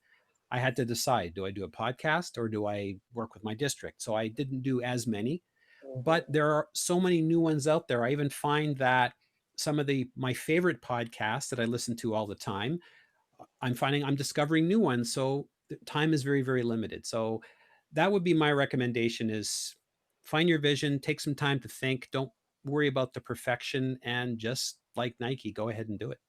Just go and do it. Yep. Go and do it. Now, let's talk about creating and producing interesting content, right? Mm-hmm. So from your perspective, what do you think makes content interesting? That's a really good question. And in fact, I don't know whether that's a lead into something else, but my co-host Ryan and I produced 2 episodes on the request of Toastmasters International, creating interesting content. So those are episodes 157 and 158, the Toastmasters podcast. And also, just maybe let me back up just for a second, just to clarify. The podcast that I created as a high performance leadership, which was supposed to be just one episode, is called Toastcaster. So it's toastcaster.com with a C. And the other one is called the official Toastmasters podcast, which is toastmasterspodcast.com. That is the official podcast of Toastmasters International. The former is a solo effort, and the latter is a joint effort with my co-host Ryan Levesque, and also Bo Bennett, who originally created the podcast. He does most of the work in the back. He's gone on to other ventures, so it's primarily Ryan and I. I think what makes something interesting is, I think, something that attracts people's attention, and something that sometimes people can find a way of connecting to, they can relate to. Perhaps they want to be just like a speech. Like, what makes a speech interesting? Are you trying to inform someone? Are you trying to persuade someone? Or you're trying to entertain? I think for me, something that's interesting is something that catches and keeps my attention. It means lots of different things to a lot of people. You might find something interesting, and someone else might not find it interesting, but they might love the passion that you have about it, and they may listen to it. Because I have a few friends that are not interested in podcasting, they're not interested in communication and leadership, but yet they admit, Greg, I haven't listened to all your podcasts. I've listened to some, and I find sometimes it's the guests and being able to extract the stories from them, because sometimes they know their story, but quite often when someone is saying something, you're always thinking in your mind, what about this? What about this? What about that? I'd like to know more. So, for example, we interviewed John Bow, who did the educational for the International Convention, and we interviewed him, and he talked about how Aristotle was a Toastmaster. We kind of implied that because they started that 2,500 years ago, and then they felt that they talked about rhetoric, and they felt how the magic of the spoken word has lost it was no longer in vogue for the longest time, and now they're bringing it back. And when I heard the educational and we read the article in the magazine, we wanted to know more. So by doing that, sometimes you can make things interesting that way. That's really interesting. I actually listened to episode 157 and 158. And episode 157, and ladies and gentlemen, if you've not heard these two episodes, I would recommend that you do, because at the end of the episode 157, it kind of wraps up with a revisit to episode 100, which is an interview with the 2015 world champion of public speaking, Mohammed Ghahtani, as a case study. And Ryan and yourself look back and how you were able to dig deeper and uncover lesser known facts and gems from this fascinating world champion. So from what I gather from you, if I understand correctly, is that storytelling is a very powerful tool in podcasting. Is that right? Right? Yes, absolutely. Storytelling is extremely powerful because if you think of a movie, right, it's really basically a series. It's a series of stories. And if you think of the old adage that a picture's worth 1,000 words, you can multiply that when you're talking about adding visuals and adding sound. And for those, thanks for bringing up the episode with Mohammed Ghahtani, because first of all, what an incredible guy he is. And some of you may or may not know, and I'll share a little bit, but I'm not going to give away everything. I encourage you to listen to the episode. But he didn't even win the original. Like, he wasn't his winner in his district. He came in second. The first place person couldn't come, so he decided that he was going to go. But one of the things that he shared, I'm just curious, how many of you here, and I know that not everyone's video is on, but how many of you actually saw it or watched it or heard about it? You know, he started his speech. Excellent. He started his speech by pretending to light a cigarette. It's like, oh, you know, there's a gasp in there. But what's interesting is that while he didn't think he was going to win, and he just thought he's going to have time while the other speakers behind the stage were getting all nervous and worried and practicing their lines, he was sitting there playing video games and talking to some of his friends. But what's really interesting, one of the things that was interesting is that there's a line in the speech that was taken out. And I guess it was Randy Harvey, I think it was 2004 world champ, who felt that wasn't a very strong line. And he decided he took out that line. Now, number one, we would never have known about it. Number two, one of the questions that Ryan and I asked him, well, you know, what was that line? But of course, he didn't reveal that in the podcast. We didn't get into that into the podcast. We thought we'll save that. No, wait a second. Did he tell us? I'm sorry. Now I can't remember. You know what? Ahmed, you're right. I'm getting old. I'm getting very forgetful. No, I think he did, Greg. I think he did, but I think people need to listen to the episode really. Oh, right. To find out more. Yeah. See, saved you there. Hey, it happens. Like I said, I'm a lifelong learner. I'm forgetful sometimes too. So, Greg, let's look at something else. You know, Nelson Mandela once said, "Do not judge me by my success. Judge me by how many times I fell down and I got up again." Now, when you look back at your podcasting journey, what is your biggest failure and what did you learn from it? I think my biggest failure, well, the first one, and you're all going to laugh because it was episode 1, the technology wasn't that great at the time, and I had set the gain incorrectly. In fact, I think we recorded it through a phone, and I attached the device to a phone to record it onto a tape recorder. That's how early it was, because our guest, who was the district governor at the time, we now call them district directors, she was on a phone. But in terms of looking back, one of the biggest mistakes that I probably did, I think one of the biggest mistakes I did, and it's the similar that happens in both in writing and in speaking, is being too interested. One of my editors once accused me of being too interested. And by being interested is that when you're speaking with someone, when you're interviewing someone, it is impossible to gain their whole story. It's impossible to get absolutely every aspect. And in fact, when we spoke with Sarah Safari, we spoke to her for over 60 minutes. We ended up, I'm just trying to think. I think we published 30 or 32 minutes. So I think that was one of my biggest mistakes, was trying to accomplish too much. What I like to do now is to try to zero in on the things that are important, try to find out what's interesting for the audience, what's interesting for the speaker, because I like to look at the win-win side of things. Yeah. Obviously, the audience has to win, because if it's not of interest to them, they're going to leave. It has to be of interest to the speaker as well. They're coming onto your show, they're giving up their time, right? Maybe they're selling something or pitching something, that's possible, but they're spending their time. So there's got to be some value for them. And then as a podcaster, if you're an interviewer, you want to have some value for yourself, even if it's just small, just enough to keep your battery charged so that you want to keep doing it. And there are so many wonderful people to speak with. It's endless. So that just keeps me energized. So I think with respect to my biggest mistake was trying to cram too much into an episode. And now I try to see if I can zero in and focus in as much as I can to maybe one or two themes and a couple of really key points, and to make sure that people walk away with at least one great takeaway that they can use. Yeah, no, thank you for that. Now, I have a technical question from DTM Robin. Sure. Is there a way to make a non-funny podcast made funny by an app? I have no idea. That would only come from DTM Robin. Robin, the troublemaker in the club, right? It's a good question, though. The only thing I can think of is that perhaps you take a podcast that perhaps has a serious tone of nature, or perhaps it's something that is very slow in pace, and then just take it and just start editing it, add some sound effects in it, speed it up, slow it down.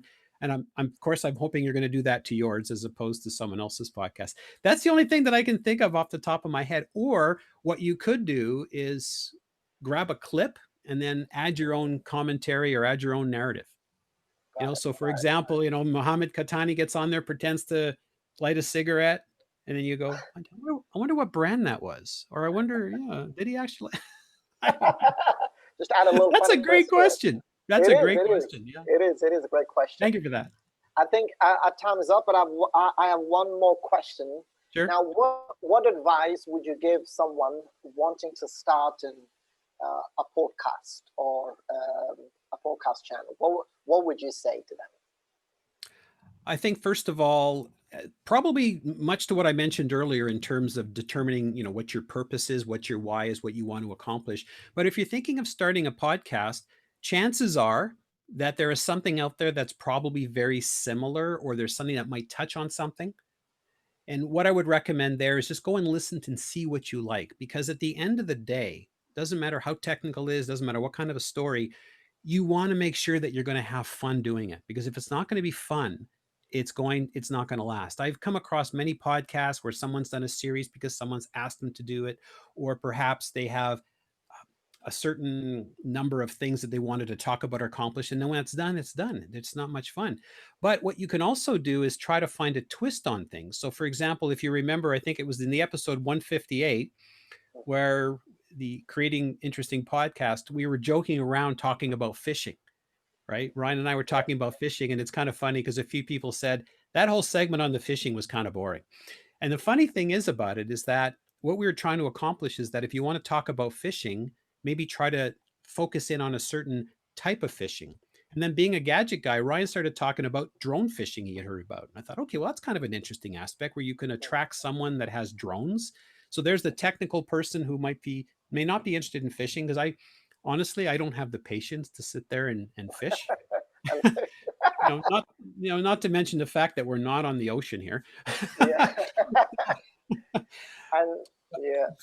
Try to find something that they are passionate about and try something. There's lots of YouTube videos out there.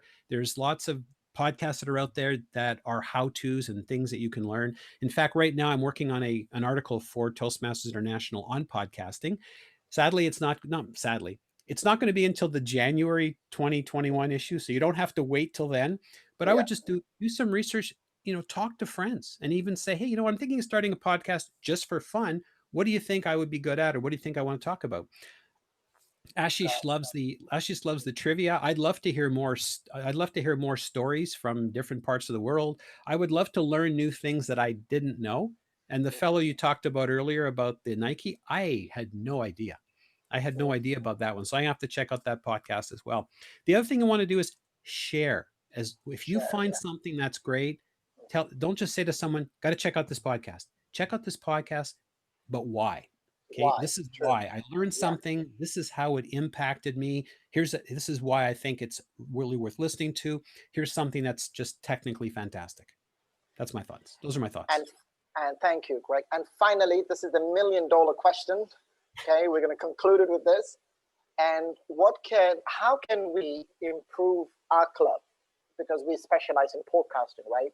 So from your perspective, since you've attended the meeting right from the beginning, how can we improve our club? First of all, I love the format. I think the format is great. I know the time might be a little long because probably for some of you, it might be, depending on how early you work in the morning, it might be getting close to bedtime. I would try to focus in on the time slots, trying to keep things as tight as possible. But also, if you are going to have your specific formats, and by the way, I love it, is share those formats. And in fact, I think somebody mentioned it on the last meeting, is that if you're going to call on someone, let them know ahead of time that they might be called on. Try things, get feedback from your club to see what works and things that don't work. And also with respect to podcasts, I know that the podcasts you had earlier were shorter. I have a problem having my podcast on the show because they're longer, but feel free to cut snippets of it just to show a vignette or a portion. Continue what you're doing, get feedback from your members, get feedback from your guests in terms of what's working, and then just keep working it through. That's my recommendation. Greg, thank you so much. That was a lovely chat. Thank you so much. We really appreciate you coming on tonight, and we hope to see you again. Okay, this is your club as well, so please do come by again. It was an honor and it was a pleasure. It was an honor and a pleasure. Greg. Thank you so much, ladies and gentlemen. Thank you so much, and back to you, Toastmaster Jens. Thank you, Ahmed. Thank you for moderating that wonderful session. Thank you, Toastmaster Greg. That was quite insightful, listening to you, sharing your experience. And we will take your suggestions, your feedbacks, and hopefully our members improve or grow in their journey with digital content creation and podcasting. Friends, with this, we come to the end of today's meeting. And before I conclude my role as the Toastmaster today, it has been a great experience for me as well.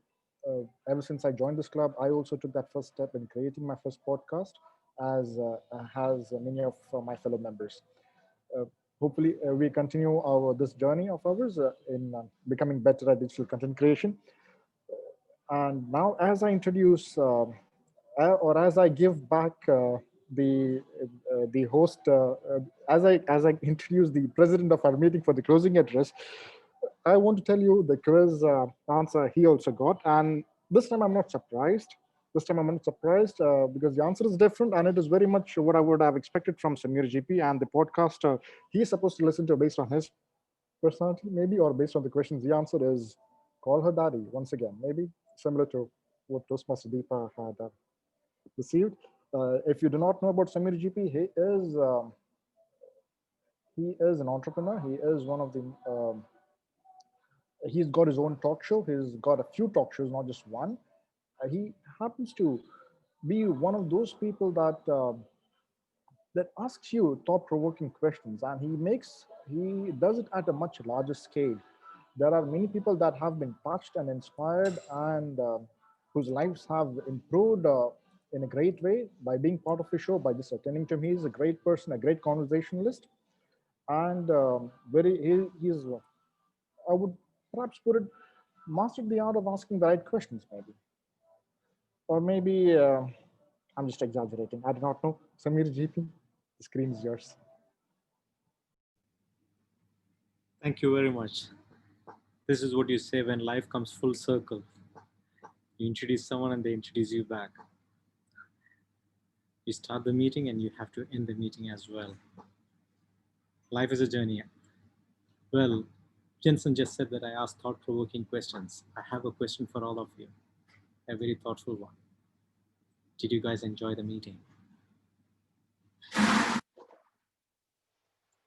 Did you learn something new? I hope you all did. I truly believe that we had a spectacular array of podcasters and the interview was phenomenal. Thank you so much, Greg, for coming in and sharing your wisdom with all of us. It's a privilege, I would say, and nothing less. So thank you so much for being here. And for all of you who are here, this is an amazing journey, and I'm blessed to be part of this with all of you over here. I can see that even though we're just 6 meetings old, there is a lot of promise in how we are going to evolve and create amazing content and stand out in a world filled with podcasts because of the value that we bring in, because of the sharings that we have, and because of the way that we are progressing. Look at Deepa. 2 months ago, she had no podcast, and now she's already presented 2, and she's already on a journey which is amazing. Robin, hats off to you. The way that there's no pun intended over here, really, but really, it's amazing how when you are, we think of leaders as someone who has reached pinnacles, are not ready to learn sometimes. But if you continue to be lifelong learners, there's so much for us to grow constantly, then you shine by example. Robin, thank you so much for you being the way that you are. Thank you. Ahmed, no words for you, man. I mean, fantastic. You are a natural, just like what Jensen said. So, and Leona, so we don't have a general evaluator. But what I'm going to ask is, I'm going to close this meeting, and then after that, I'd like you to stay back and give us feedback and tell us, or even before we stop, let me ask for feedback. Tell us, yes, I mean, Rania, you're here for the first time. How was your experience of attending this meeting? I'm sure you're not driving. Hello, no, I'm not driving. I'm in the house. You don't see the curtains anyway. I changed the background. This is the second. You want to see the back? You want to see the curtains? Someone said, "Where are your curtains? I missed your curtains." So I changed the background. This is the second meeting, actually. This is not the first. The second meeting. The first meeting was the demo, I remember. And at the time, I didn't know what was going on, to tell you the truth. I think all of us were lost, whoever was there, because it was still the beginning. Even Jensen did not know what was going to happen, even though it was his idea. But it was basically a courageous idea. And well done, Jensen. Amazing. I mean, really. I mean, you deserve a big round of applause. You have everyone from all over the world. Amazing job. You see, I grew up in a house where my dad was an announcer. So I lived listening to the radio all my life. Even now, I'm a big fan of radio. So I love to listen to, podcasts, news, and every stuff. So my ears are used to voices and listening to stuff. And today I was basically, I switched off the camera. I was moving around the house. I was listening to everyone's, Robin, Deepa, Ashish. Brilliant job. I mean, a lot of improvement. Robin, amazing. I was laughing all the time, especially all these hilarious stories you mentioned. Amazing. And also, Deepa, I didn't know about these stories because for me, culture-wise, I don't know about it. For me, it was very interesting. Thank you so much for enlightening me. And also, Ashish, very amazing. I like also the visual and the sound effects, let's put it that way. So there's a lot of potential, and who knows, I might seriously, join us. I might join the club, who knows, because I don't know what's going to happen later on with this virtual platform. Is going to stay like this or not? But there's a lot of potential actually, and I really enjoyed it. And also our guest speaker, Greg, fantastico, I would say, fantastico interview, and well done, Ahmed and Greg, for a lot of insights. It's different. I mean, you break the routine than the usual meetings we have, and that's why there's a flow of guests from all over the place. So I'll join you as much as I can, and I really enjoyed it. Thank you so much for the wonderful 2 hours and 15 minutes now. I didn't feel the time going by. but really brilliant job. Thank you so much for inviting me, and keep up the fantastic work. Brilliant. Thank you, Rania. DTM Spoke- Rania. And that was the general evaluation of the meeting. Yes, I know I spoke a lot. Thank you very much. We really appreciate for sharing. It inspires us to learn what guests feel and how we can always improve. There's Hamira Latif over here. Would you like to share something about your experience? Hamira Latif, are you there? Yes. Hi. Where are you joining us from? Yes. Can you hear me? Yes, we can. Where are you joining us from? I'm calling from Dubai. All right. So yeah, I think I'm local. I Okay. think. How was your experience? Yeah.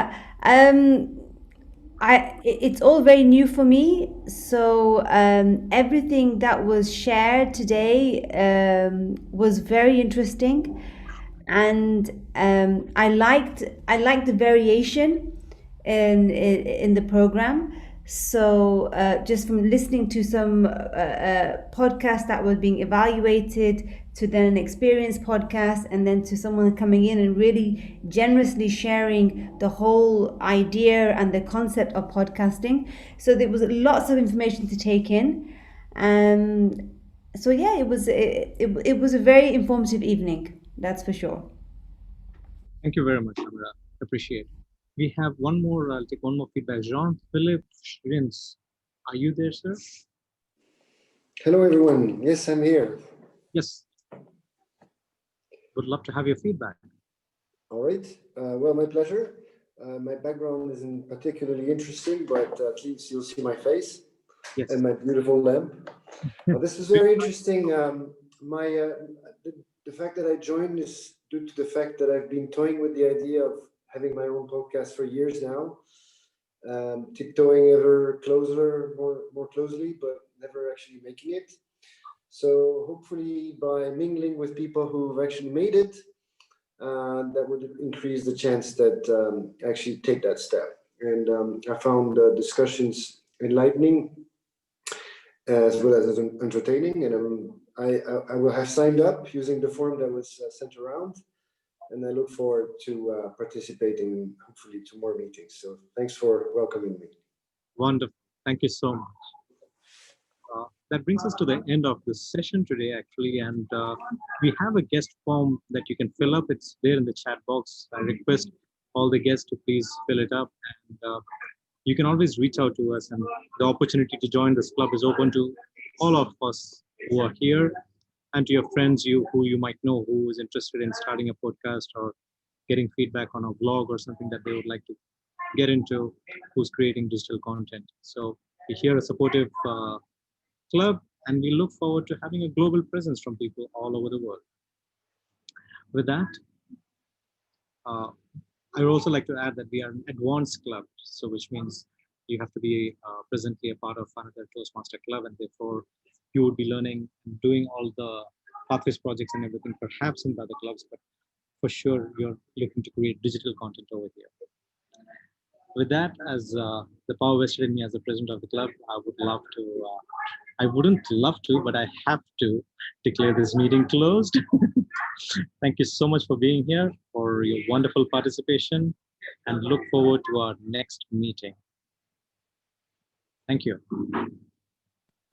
Thank you. Thanks, everyone. Thank Good pleasure you. to have you. Bye. Thank you. Good night, all. Bye bye. Take care. Bye bye. Thank you, everyone. Greetings from Good night. Brazil.